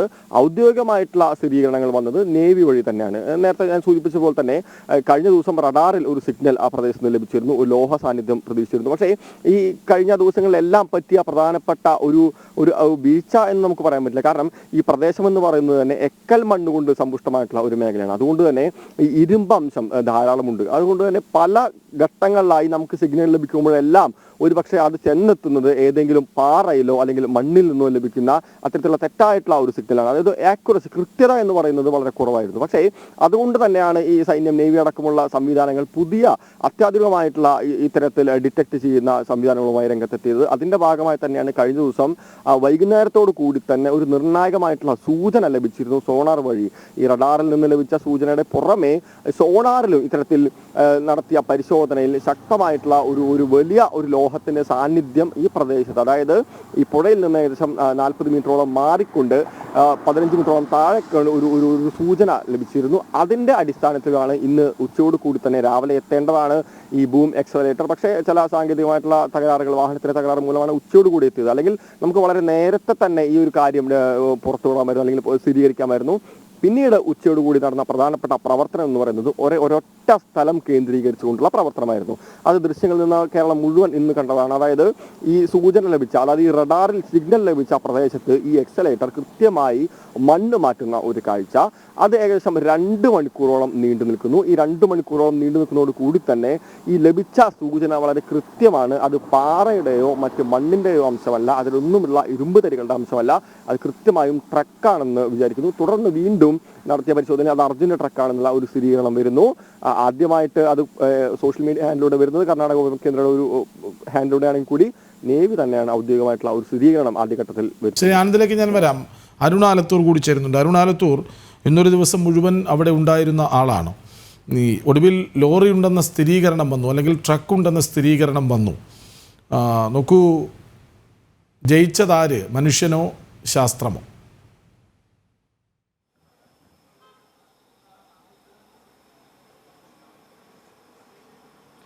കൃഷ്ണരാജ്, ഏതായാലും ശാസ്ത്രം ജയിച്ചു എന്ന് വേണമെങ്കിൽ പറയണം. കാരണം കൃത്യമായി തന്നെ ഈ റഡാർ സിഗ്നലും അതുപോലെ തന്നെ സോണാർ സിഗ്നലും ഒക്കെ നേരത്തെ കണ്ടെത്തിയിരുന്ന അതേ ഭാഗത്താണ് ഇപ്പോൾ ഏതായാലും അർജുൻ്റെ ലോറി ഉണ്ട് എന്നുള്ളതിലൊരു സ്ഥിരീകരണം ഉണ്ടായിരിക്കുന്നത് എന്നുള്ളതാണ്. ഇനിയിപ്പോൾ നാളെ ആ ലോറി പുറത്തേക്ക് എടുക്കുന്നതാണ് ഏറ്റവും നിർണായകമായ കാര്യം. അതിനും അത്യാധുനികമായ യന്ത്ര സാമഗ്രികളും മറ്റുമൊക്കെ ഉപയോഗിച്ചുകൊണ്ടുള്ള രക്ഷാപ്രവർത്തനം ദൗത്യമാണ് ഇനി നടക്കാനിരിക്കുന്നത്. അതിൽ തന്നെ വളരെ സാങ്കേതിക വിദ്യ, AI ഉൾപ്പെടെയുള്ള സാങ്കേതിക വിദ്യയൊക്കെ ഉപയോഗിച്ചുകൊണ്ടുള്ള ഈ ഉപകരണങ്ങളാണ് നാളെ ഈ രക്ഷാ ദൗത്യത്തിന് വേണ്ടി രംഗത്തിറക്കാൻ പോകുന്നത് എന്നുള്ളതാണ്.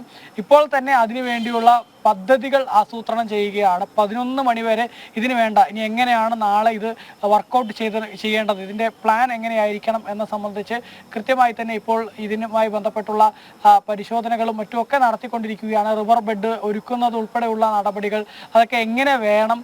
ഒപ്പം തന്നെ ഇന്ന് ഈ ഒരു രക്ഷാ ദൗത്യത്തിൽ നമുക്ക് വളരെ നിർണായകമായത് എന്ന് പറയുന്നത് അത് ബൂം ലെങ്ത് എക്സ്കവേറ്റർ എന്ന ഒരു യന്ത്ര സാമഗ്രി തന്നെയാണ്. മുൻപ് ഏതാനും JCB JCB മണ്ണുമാന്തി യന്ത്രങ്ങളും മറ്റുമൊക്കെ ഉപയോഗിച്ച് മാത്രമാണ് തിരച്ചിൽ നടത്തിയിരുന്നത് എങ്കിൽ ഇന്നാണ് ആ ഒരു ബൂം ലെങ്ത് എക്സ്കവേറ്റർ കൊണ്ടുവന്നത്.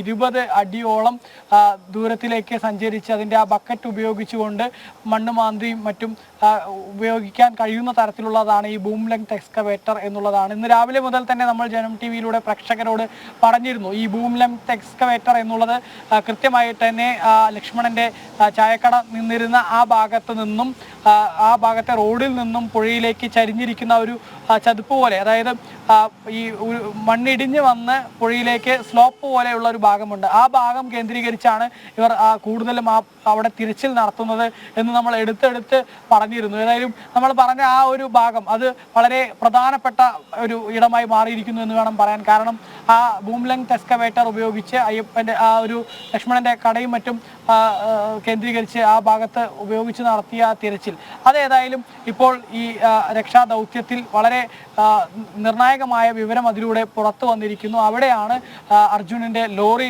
ഉള്ളത്, കണ്ടെയ്നർ ഉള്ളത് എന്നുള്ള കാര്യമാണ് ഏതായാലും കണ്ടെത്തിയിരിക്കുന്നത് എന്നുള്ളതാണ്. അതേസമയം തന്നെ നേരത്തെ ഞാൻ പറഞ്ഞതുപോലെ തന്നെ ഈ നാവികസേനയൊക്കെ കുറേ ദിവസമായി ഇങ്ങനെ തിരച്ചിൽ നടത്തുന്നു. പലതരത്തിലുള്ള തിരച്ചിലും പരിശോധനകളൊക്കെ നടത്തുന്ന ആ ഒരു വേളയിൽ പലരും ചിലപ്പോൾ വിമർശനമായിട്ട് പോലും പറഞ്ഞിരുന്നു ഇവരെന്താണ് ഇങ്ങനെ ചെയ്തുകൊണ്ടിരിക്കുന്നത് എന്ന തരത്തിലൊക്കെ പറഞ്ഞിരുന്നു. പക്ഷേ ആ സൈന്യത്തിന് കൃത്യമായി തന്നെ ഒരു പദ്ധതി ഉണ്ടായിരുന്നു.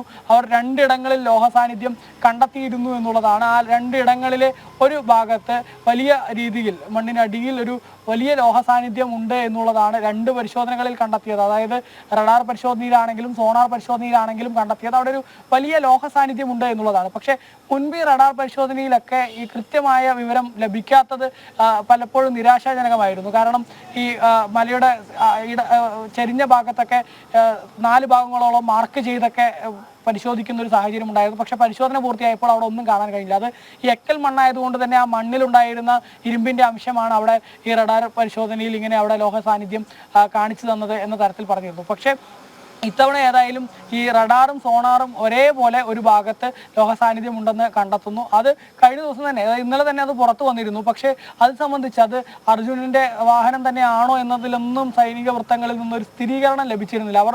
നമ്മൾ അവരുമായി സംസാരിച്ചപ്പോൾ പോലും പറഞ്ഞിരുന്നത് ചിലപ്പോൾ അവിടുത്തെ ടവർ ആയിരിക്കാം, ഈ ഒരു ടവർ അവിടെ മറിഞ്ഞു കിടക്കുന്നതൊക്കെയായിട്ട് നമ്മൾ നേരത്തെ തന്നെ ദൃശ്യങ്ങളിൽ കാണിച്ചിരുന്നു. അതുപോലെ ഒരു ടവർ ഇതിന് അടിയിൽ കിടക്കുന്നതായിരിക്കാം എന്ന തരത്തിലായിരുന്നു അവർ ആ സമയത്തൊക്കെ പറഞ്ഞിരുന്നത്.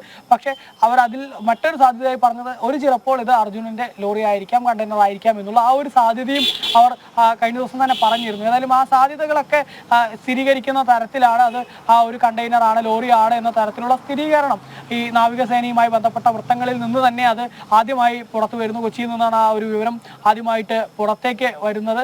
ഏതായാലും ഇനിയിപ്പോൾ ഇത് പുറത്തേക്ക് എടുക്കുന്ന ആ ഒരു ദൗത്യമാണ്. ആ ദൗത്യം ഒരു നിസാര ദൗത്യമല്ല. ഇത്രയും ദിവസം നമ്മൾ എന്തിനു വേണ്ടിയാണോ പരിശ്രമിച്ചത് ആ പരിശ്രമത്തിന്റെ ഏറ്റവും അവസാന ഘട്ടമാണ്. അതുകൊണ്ട് തന്നെ കഴിഞ്ഞ ദിവസങ്ങളിലൊക്കെ നമ്മൾ നിരന്തരം പറഞ്ഞിരുന്നു ഓരോ ദിവസവും നിർണായകമാണെന്ന്. കാരണം ഓരോ ദിവസത്തിലും പല തരത്തിലുള്ള പരിശോധനകളും മറ്റുമൊക്കെ ആയിരുന്നു നടത്തിയിരുന്നത്.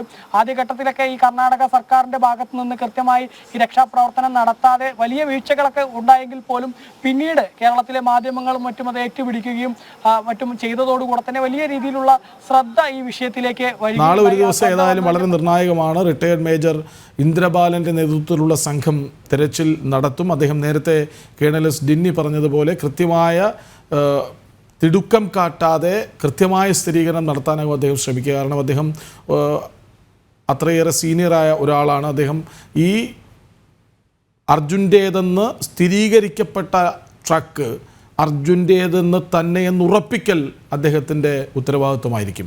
അതിനുശേഷമായിരിക്കും അദ്ദേഹം ഈ ട്രക്ക് മുകളിലേക്ക് ഉയർത്താനുള്ള ശ്രമങ്ങൾക്ക് നേതൃത്വം കൊടുക്കുക. നാളെ പരിശോധനയ്ക്കായിട്ട് ഡ്രോണുകൾ എത്തിക്കും എന്നറിയുന്നുണ്ട്. ആഴങ്ങളിൽ വീണ വസ്തുക്കൾ കണ്ടെത്താനുള്ള റഡാർ പരിശോധന വളരെ പ്രധാനപ്പെട്ട ഒന്നാണ്. അതും നാളെ കേന്ദ്രീകരിച്ചായിരിക്കും മുന്നോട്ട് പോവുക എന്നറിയുന്നു. ഏതായാലും ഒറ്റ ചോദ്യം കൂടി ശ്രീ കൃഷ്ണദാസ്, ഇനിയത്തെ പ്രതീക്ഷ എന്താണ്?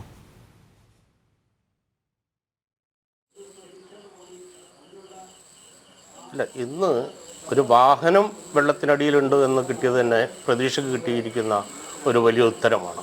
ഇനി നാളെ മേജർ ഇന്ദ്രപാൽ സാർ വരുമ്പോൾ തീർച്ചയായും ആ പ്രതീക്ഷ അസ്ഥാനത്ത് ആവില്ല എന്ന് തന്നെയാണ് ഞങ്ങളെല്ലാവരും വിശ്വസിക്കുന്നത്. കാരണം എത്തേണ്ടതെല്ലാം ഇപ്പോൾ ആ മേഖലയിൽ അല്ലെങ്കിൽ ആ ദുരന്ത ഭൂമിയിൽ എത്തിക്കഴിഞ്ഞിട്ടുണ്ട്. ഇവിടുന്ന് എന്തെങ്കിലും സംഭവിച്ചാൽ മാത്രമേ അതൊരു അത്ഭുതമായിട്ട് നമുക്ക് കാണാൻ പറ്റുകയുള്ളൂ. ആ അത്ഭുതത്തിൽ എന്തായാലും അർജുൻ ഉണ്ടാവും എന്നുള്ള കാര്യത്തിൽ ഒരു സംശയവും ഉണ്ടാവില്ല എന്ന പ്രതീക്ഷയോടുകൂടി തന്നെയാണ് അർജുൻ്റെ കുടുംബവും അർജുൻ്റെ നാടും. നന്ദി കൃഷ്ണദാസ് ഒപ്പം ചേർന്നതിന്. ഇനി ആനന്ദും അരുണാലത്തൂരും അടുത്ത 15 മിനിറ്റുകളൊപ്പം ഉണ്ടാകും. ആനന്ദ്, അതായത് നാളെ തിരച്ചിൽ ഏതു പ്രകാരമായിരിക്കും? ഇപ്പോൾ ലോറിയുടെ പൊസിഷൻ എന്താണ് എന്ന കാര്യം പോലും നമുക്ക് വ്യക്തതയില്ല. ഒരുപക്ഷെ അവർക്കത് അറിയാമായിരിക്കും. അതുപോലും നാളെ എത്ര വേഗം പുറത്തു വരും എന്നതിനെ ആശ്രയിച്ചിരിക്കും. അതായത് ലോറിയുടെ പൊസിഷൻ എന്താണ് എന്നറിയാനുള്ള ഒരു അന്വേഷണം നടക്കുന്നുണ്ടാകും. അതിലൊരു സ്ഥിരീകരണം വരുത്തേണ്ടതുണ്ട്. കൂടുതൽ ഉപകരണങ്ങൾ നാളെ എത്തിക്കും എന്നാണോ? നാളത്തെ തെരച്ചിൽ എങ്ങനെയാവും?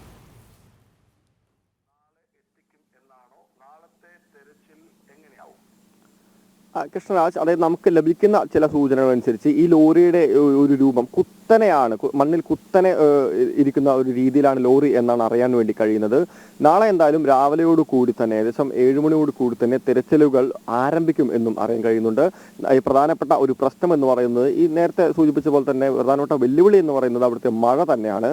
ഈ ശക്തമായ മഴയില്ലെങ്കിൽ, പ്രതികൂലമായ കാലാവസ്ഥ ഇല്ലെങ്കിൽ വളരെ നേരത്തെ തന്നെ രക്ഷാദൗത്യം ആരംഭിക്കാനാണ് ഇപ്പോൾ സൈന്യമടക്കമുള്ള വിഭാഗങ്ങൾ തീരുമാനിച്ചിരിക്കുന്നത്.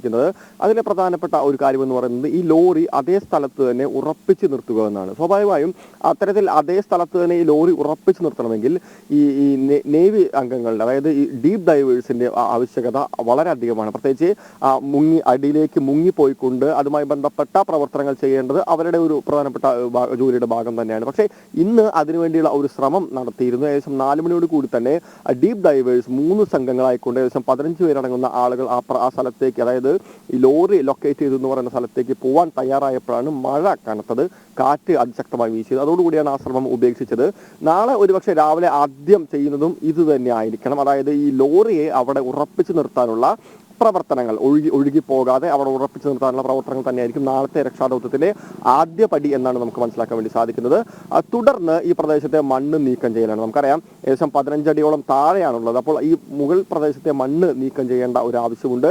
അതിന്റെ വേണ്ടി കവർ MLA അദ്ദേഹം പറഞ്ഞത് പ്രധാനപ്പെട്ട കാര്യം, ഇന്ന് ഒരു ബൂം യന്ത്രം എത്തിച്ചിരുന്നു. നാളെ അത്യാവശ്യമാണെങ്കിൽ ഒരു ബൂം എക്സ്കവേറ്റർ കൂടി ഈ പ്രദേശത്തേക്ക് എത്തിക്കുമെന്നാണ് പറഞ്ഞത്. അങ്ങനെ എത്തിക്കുകയാണെങ്കിൽ ഈ 2 യന്ത്രങ്ങൾ വളരെ വേഗത്തിൽ തന്നെ പ്രവർത്തിക്കുകയാണെങ്കിൽ വളരെ എളുപ്പത്തിൽ തന്നെ ഈ മൂടിക്കിടക്കുന്ന, ലോറിയെ മൂടിക്കൂടിയിരിക്കുന്ന ഈ മണ്ണിനെ വളരെ എളുപ്പത്തിൽ നമുക്ക് മാറ്റാൻ വേണ്ടി സാധിക്കും. അതോടുകൂടി തന്നെ രക്ഷാപ്രവർത്തനം വളരെ എളുപ്പത്തിലാവുകയും ചെയ്യും. മാത്രമല്ല ഈ അത്യാധുനിക സംവിധാനങ്ങൾ, ഉപകരണങ്ങൾ വീണ്ടും നാളെ അധികം കൊണ്ടുവരുമെന്നാണ് പറയാൻ വേണ്ടി സാധിക്കുന്നത്. പ്രത്യേകിച്ച് ഡ്രോൺ അടക്കമുള്ള സംവിധാനങ്ങൾ ഉപയോഗിച്ച് ഇതിന്റെ കൃത്യത കുറച്ചുകൂടെ ഉറപ്പുവരുത്താനുള്ള ഒരു ശ്രമവും നടക്കുന്നുണ്ട്. ഏതാണ്ട് ഉറപ്പ് തന്നെയാണ്, അതായത് 100% അല്ലെങ്കിൽ 90%-ലധികം അത് അർജുന ട്രക്ക് തന്നെയാണെന്നാണ് സ്ഥിരീകരണം. പക്ഷെ അത് കൂടുതൽ ശാസ്ത്രീയമായിട്ട് ഉറപ്പിക്കുന്നതിന് വേണ്ടിയാണ് അത്തരത്തിലുള്ള ഡ്രോൺ സംവിധാനം കൊണ്ടുവരുന്നത്. അതിനുശേഷം ഈ ട്രക്ക് മറ്റ് ഉപകരണങ്ങളുടെ സഹായത്തോടു കൂടി തന്നെ കരയിലേക്ക് വലിച്ചു കയറ്റാനുള്ള ഒരു ശ്രമമായിരിക്കും നടക്കുന്നത്. ഇത് ഒരുപക്ഷെ ഈ നാളത്തെ രക്ഷാദൗത്യത്തിന്റെ 3-4 ഘട്ടങ്ങളിലായിരിക്കും, അതായത് അവസാന ഘട്ടങ്ങളിലായിരിക്കും. ആദ്യ ഘട്ടം എന്ന് പറയുന്നത് ഞാൻ നേരത്തെ സൂചിപ്പിച്ച പോലെ തന്നെ ഈ ലോറി അവിടെ ഉറപ്പിച്ചു നിർത്തുന്നു. അതിന് ഡീപ് ഡൈവേഴ്സിന്റെ സഹായം വളരെ അത്യന്താപേക്ഷിതമാണ്. അതിന് കാലാവസ്ഥ വളരെ അനുകൂലമായി നിൽക്കേണ്ട ഒരു സാധ്യത. വീണ്ടും അരുണാലത്തൂരിലേക്ക്. അരുൺ, ഈ അപകടത്തിന്റെ വ്യാപ്തിയും സാധ്യതയും മനസ്സിലാക്കാതെ അല്ലെങ്കിൽ ശാസ്ത്രീയമായി പരിശോധിക്കാതെ ആയിരുന്നോ ആദ്യ ദിനങ്ങളിലെ രക്ഷാപ്രവർത്തനം നടത്തിയത്? അതാണോ സമാന്തരമായ ഒരു അന്വേഷണം നദിയിൽ എന്തുകൊണ്ടായിക്കൂടാ എന്ന നിലയിലേക്ക് കാര്യങ്ങളെ എത്തിച്ചത്?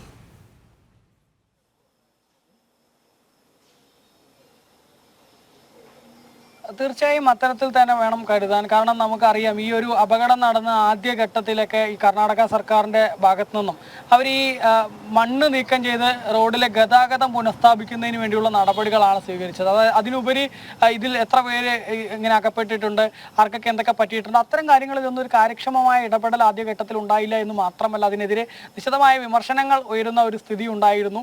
ഇവിടുത്തെ ഈ കർണാടകയിലെ തന്നെ ആളുകൾ നമ്മളോട് നേരിട്ട് പറഞ്ഞിട്ടുണ്ട്, ഈ കേരളത്തിലെ മാധ്യമങ്ങളും മറ്റും എത്തിയില്ലെങ്കിൽ അർജുൻ ഈ ഒരു അപകടത്തിൽ പെട്ടില്ലായിരുന്നെങ്കിൽ, തങ്ങളുടെ ഉറ്റവരുമായി ബന്ധപ്പെട്ട ഇത്തരത്തിൽ അവരാണ് ഈ അപകടത്തിൽപ്പെട്ടതെങ്കിൽ സർക്കാർ വൃത്തങ്ങളൊന്നും ഇത്രത്തോളം കാര്യക്ഷമമായി പ്രവർത്തിച്ചിട്ടുണ്ടാവില്ല. ഇവിടുത്തെ ഈ കർണാടക സർക്കാർ സംവിധാനങ്ങളൊന്നും ഇങ്ങനെ പ്രവർത്തിച്ചിട്ടുണ്ടാവില്ല എന്ന് മാത്രമല്ല, തങ്ങൾക്ക് യാതൊരു തരത്തിലുള്ള നീതിയും ലഭിക്കുമായിരുന്നില്ല എന്ന തരത്തിലാണ് അവർ പ്രതികരിച്ചത്. ആ പ്രതികരണത്തിൽ നിന്ന് തന്നെ എന്തായിരുന്നു ആദ്യഘട്ടത്തിൽ കർണാടക സർക്കാർ ചെയ്തത് എന്ന് മാത്രമല്ല, എങ്ങനെയൊക്കെയാണ് ഇവർ എപ്പോഴും പ്രവർത്തിച്ചുകൊണ്ടിരിക്കുന്നത് എന്ന് കൂടെ വ്യക്തമാണ് അവരുടെയൊക്കെ ആ വാക്കുകളിൽ നിന്ന് എന്നതാണ്. നിലവിലേതായാലും ഈ അത്യാധുനിക സംവിധാനങ്ങൾ ഉപയോഗിക്കുന്നതിൽ ഉൾപ്പെടെ വലിയ വീഴ്ച ആദ്യഘട്ടത്തിൽ ഉണ്ടായിട്ടുണ്ട്. പക്ഷേ എങ്കിൽ പോലും പിന്നീട് അതിൽ കൂടുതൽ കാര്യക്ഷമമാവുന്നത് സൈന്യത്തിന്റെ വരവ് തന്നെയാണ്. സൈന്യത്തിന്റെ വരവ് തന്നെയാണ് ഈ ഒരു രക്ഷാപ്രവർത്തനത്തിൽ വളരെ നിർണായകമായത്. ഈ അർജുന്റെ കുടുംബം പ്രധാനമന്ത്രി നരേന്ദ്രമോദിക്കും അതുപോലെ തന്നെ സുരേഷ് ഗോപിക്കും ഒക്കെ ഇതുമായി ബന്ധപ്പെട്ട് നിവേദനം നൽകിയിരുന്നു. മാത്രമല്ല സുരേഷ് ഗോപി അവരെ നേരിട്ട് വിളിച്ച് സൈന്യം ഉടൻ എത്തുമെന്നും അർജുനെ കണ്ടെത്തുന്നതിന് വേണ്ടി എല്ലാ തരത്തിലുള്ള നടപടികളും ഉണ്ടാകുമെന്നൊക്കെ ഉറപ്പ് നൽകുന്നതൊക്കെ നമ്മൾ കണ്ടതാണ്. അതിനുശേഷം ഈ സൈന്യം എത്തിയതിനു ശേഷമാണ് ഇതിലൊരു വലിയ വ്യത്യാസമുണ്ടായത്. അവർ സൈന്യവും നാവികസേനയും ഒക്കെ രംഗത്ത് ഇറങ്ങിക്കൊണ്ട് ഒരേപോലെ ഈ കരയിലും അതുപോലെ തന്നെ ഈ പുഴയിലും രണ്ടിടത്തും ഒരേപോലെ തിരച്ചിൽ നടത്തുന്നു. ആദ്യഘട്ടത്തിൽ പലപ്പോഴും നമുക്ക് പലർക്കും മനസ്സിലായിരുന്നില്ല ഇതെന്താണ് ഇവർ ചെയ്യുന്നത് എന്ന്. കാരണം ഒരു ഭാഗത്ത് മണ്ണ് നീക്കം ചെയ്ത് അവിടെ ഈ റഡാർ പരിശോധനയിലെ ലോഹ സാന്നിധ്യം കണ്ടെത്തിയവിടത്തേക്ക് മണ്ണ് മുഴുവൻ മാറ്റി അവസാനം അവിടെ നോക്കുമ്പോൾ ഇങ്ങനെ കണ്ടെയ്നർ കാണാനേ കഴിഞ്ഞില്ല. അപ്പോൾ ഈ തെറ്റായ മെഷീൻ കൊണ്ടുവരുന്നു. ആ മെഷീനുകളുടെ ഫലപ്രാപ്തി സംബന്ധിച്ചൊക്കെ വലിയ സംശയം പ്രകടിപ്പിക്കുന്ന സാഹചര്യമൊക്കെ ഉണ്ടായിരുന്നു. പക്ഷേ പിന്നീടാണ് കൂടുതൽ ഒരേപോലെ തന്നെ ഈ മെഷീൻ പലയിടങ്ങളിൽ പ്രവർത്തിപ്പിച്ച് നോക്കിയപ്പോഴാണ് ഒരേ തരത്തിലുള്ള ഒരു റിസൾട്ട് കഴിഞ്ഞ ദിവസം, അതായത് ഇന്നലെ ലഭിച്ചത്. ഈ റഡാർ പരിശോധനയിലും സോണാർ പരിശോധനയിലും ഒരേ ഇടത്ത് തന്നെ അത് കേന്ദ്രീകരിച്ച് കൃത്യമായ റിസൾട്ട് തരുന്ന തരത്തിലേക്ക് കാര്യങ്ങൾ പോയത്. അതോടൊപ്പം തന്നെ ഇന്നിപ്പോൾ കൊണ്ടുവന്ന ആ ഒരു മെഷീൻ അതുൾപ്പെടെ ഡീപ്പ് എക്സ്കവേറ്റർ ഉൾപ്പെടെ വലിയ ഇതിന് നിർണായകമായ സ്ഥാനം വഹിച്ചു, അല്ലെങ്കിൽ ഇത് കണ്ടെത്തുന്നതിന് വലിയ ഗുണം ചെയ്തു എന്നുള്ളതാണ്. നേരത്തെ ഈ കർണാടകയിലെ കാർവാർ MLA തന്നെ പറഞ്ഞിട്ടുണ്ട്, ഇനി അടുത്ത ദിവസം അത് ഒന്നുകൂടെ കൊണ്ടുവരുന്നതിന് വേണ്ടിയുള്ള നടപടികൾ ഉണ്ടാവും, അത്തരത്തിൽ അത് പരിശോധിക്കുന്നുണ്ട് എന്ന് വ്യക്തമാക്കുകയും ചെയ്തിരുന്നു. നാളെ ഏതായാലും നാളത്തെ ദിനം വളരെ നിർണായകമാണ്. നേരത്തെ ആനന്ദ് സൂചിപ്പിച്ചതുപോലെ തന്നെ നാളത്തെ ഒരു രക്ഷാദൗത്യം എന്നുള്ളത് ഒരു റിവർ ബെഡ് ഒരുക്കിക്കൊണ്ട് ആ റിവർ ബെഡിൽ നിന്നുകൊണ്ടായിരിക്കും ഈ രക്ഷാദൗത്യം നടത്തുക എന്നുള്ളതാണ് മനസ്സിലാക്കാൻ സാധിക്കുന്നത്. ഒപ്പം തന്നെ രാജധാനി എക്സ്പ്രസിൽ ഇതിന്റെ ആ ഒരു ഡ്രോൺ ബേസ്ഡ് ഡിറ്റക്ഷൻ സിസ്റ്റം അത് രാജധാനി എക്സ്പ്രസിലാണ് കൊണ്ടുവരുന്നത്. നേരത്തെ വ്യോമമാർഗം കൊണ്ടുവരുന്നതിന് വേണ്ടിയായിരുന്നു ഉദ്ദേശിച്ചിരുന്നത്. പക്ഷെ അതിന്റെ ഒരു സുരക്ഷാ പ്രശ്നങ്ങളൊക്കെ ഉള്ളത് കൊണ്ടാണ് പിന്നീട് അത് അങ്ങനെ കൊണ്ടുവരരുത് എന്നൊരു വിദഗ്ധോപദേശം ലഭിച്ചതിനെ തുടർന്ന് ഈ രാജധാനി എക്സ്പ്രസിൽ വരുന്നത്. അല്ലെങ്കിൽ അത് ഏറെക്കുറെ ഇന്ന് ഉച്ചയോടെയൊക്കെ ഇവിടെ എത്തേണ്ടതായിരുന്നു. ഇനിയിപ്പോൾ ഏതായാലും നാളെ അത് എത്തും. ആ ഒരു ഡ്രോൺ ബേസ്ഡ് ഡിറ്റക്ഷൻ സിസ്റ്റം എത്തുന്നതോടുകൂടെ തന്നെ അത് കൃത്യമായി തന്നെ പ്രവർത്തിപ്പിച്ച് ഈ അടിയിലുള്ള വസ്തു അത് ഈ കണ്ടെയ്നർ തന്നെയാണെന്നുള്ളതിന്റെ കൂടുതൽ സ്ഥിരീകരണം ഉണ്ടാക്കിയെടുക്കുക എന്നുള്ളതാണ് അതിന്റെ പ്രധാന ലക്ഷ്യം എന്നുള്ളതാണ്. 20 മീറ്റർ എന്നാണ് പറയുന്നത്, 20 മുതൽ 30 മീറ്റർ വരെ എന്നും പറയപ്പെടുന്നുണ്ട്. അത്രയും ആഴത്തിൽ ചെളിയിൽ പുതഞ്ഞു കിടക്കുന്ന വസ്തുക്കൾ, ആ വസ്തുക്കളെ കൃത്യമായിട്ട് തന്നെ തിരിച്ചറിയാൻ ഈ river based detection drone based detection സിസ്റ്റത്തിന് സാധിക്കും എന്നുള്ളതാണ് അതിന്റെ ഒരു പ്രത്യേകത.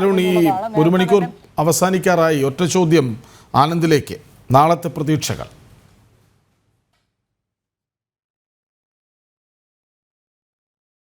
ലോറിയുടെ സാന്നിധ്യം ഉറപ്പിച്ച സ്ഥിതിക്ക് അതിനുള്ളിൽ അർജുനുണ്ടോ എന്നുള്ള ഒരു ചോദ്യം അവശേഷിക്കുന്നുണ്ട്. എന്തായാലും ലോറി ലൊക്കേറ്റ് ചെയ്തിരിക്കുന്നു, അതിനുള്ളിൽ അർജുൻ ഉണ്ടാകും എന്നുള്ള ഒരു പ്രതീക്ഷ തന്നെയാണ്. കാരണം അത് ഏത് രീതിയിലായിരിക്കുമെന്ന് നമുക്ക് ഒരിക്കലും പറയാൻ വേണ്ടി സാധിക്കില്ല. പക്ഷെ നമുക്ക് എല്ലാവർക്കും ശുഭപ്രതീക്ഷ കൈവിടാതെ തന്നെ മുന്നോട്ട് പോകാം.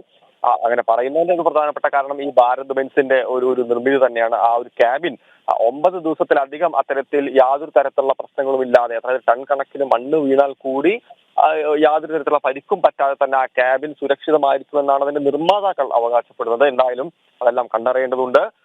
നാളെ തീർച്ചയായും ഏകദേശം ഈ ഒരു സമയമാവുമ്പോഴേക്കും എല്ലാ കാര്യങ്ങളും, അതായത് ഈ 10ാം നാളോട് കൂടി തന്നെ ഈ രക്ഷാപ്രവർത്തനത്തിന്റെ, ഈ രക്ഷാദൗത്യത്തിന്റെ ഒരു ജീവന് വേണ്ടിയുള്ള, ഒരുപക്ഷെ ഒരു ജീവന് വേണ്ടിയല്ല നിരവധി ജീവനുകൾക്ക് വേണ്ടിയുള്ള ഈ രക്ഷാദൗത്യത്വം അതിന്റെ അവസാന ഘട്ടം പിന്നീടും അതിന്റെ പരിസമാപ്തിയിലേക്ക് എത്തും എന്ന് തന്നെയാണ് നമ്മുടെ എല്ലാവരുടെയും. ശരിയാണ്. 9ാം ദിവസം ഏറെ നിർണായകമായിരുന്നു. ഒടുവിൽ ലോറി കണ്ടെത്തി എന്ന വാർത്ത സ്ഥിരീകരിക്കപ്പെടുന്നു. ഇനി നാളെ ആ ലോറി അവിടെ തന്നെ ഉറപ്പിച്ച് ഉയർത്താനുള്ള ശ്രമമായിരിക്കും നടക്കുക. അതിനുള്ള ഉപകരണങ്ങൾ കൂടി എത്താനിരിക്കുന്നു. 2 കാര്യങ്ങളാണ് എടുത്തു പറയേണ്ടത്. ഒന്ന്, GPS ഓണായിരുന്നു കരയിൽ എന്നും അതിൻ്റെ സിഗ്നൽ കിട്ടിയെന്നും വാഹനം ഓണായിരുന്നുവെന്നുമൊക്കെ പറഞ്ഞത് ഒരു പരിധിവരെ ഈ പരിശോധനയുടെ വഴി തെറ്റിച്ചു. അതിനപ്പുറം അതൊക്കെ കേട്ടാണോ പരിശോധന നടത്തേണ്ടിയിരുന്നത്? സ്വന്തം നിലയ്ക്ക് എന്തുകൊണ്ട് കൃത്യമായൊരു പദ്ധതി ആവിഷ്കരിച്ച് അപകടത്തിൻ്റെ വ്യാപ്തി തിരിച്ചറിഞ്ഞ് അവിടുത്തെ ഭൂമിശാസ്ത്രപരമായ അവസ്ഥ മനസ്സിലാക്കി എന്തുകൊണ്ട് നദിക്കടിയിലേക്ക് പോകാൻ പരിശോധകർക്ക് കഴിഞ്ഞില്ല എന്ന ചോദ്യം അവിടെ അവശേഷിക്കുന്നുമുണ്ട്. ഏതായാലും അർജുൻ ഇപ്പോഴും പറയട്ടെ, അർജുൻ ജീവിതത്തിലേക്ക് തിരിച്ചു വരുമെന്ന അവസാന പ്രതീക്ഷ കൂടി നമുക്ക് പങ്കുവയ്ക്കാതെ വയ്യ. വളരെ നന്ദി അരുൺ ആലത്തൂർ, ആനന്ദ്, അയൽവാസി കൃഷ്ണദാസ്, ഒപ്പം കേണൽ എസ് ഡിന്നി 1 മണിക്കൂറിൽ ഒപ്പം ചേർന്നതിന്. ജനൻ ഡിബേറ്റ് പൂർണ്ണമാകുന്നു. നമസ്തേ.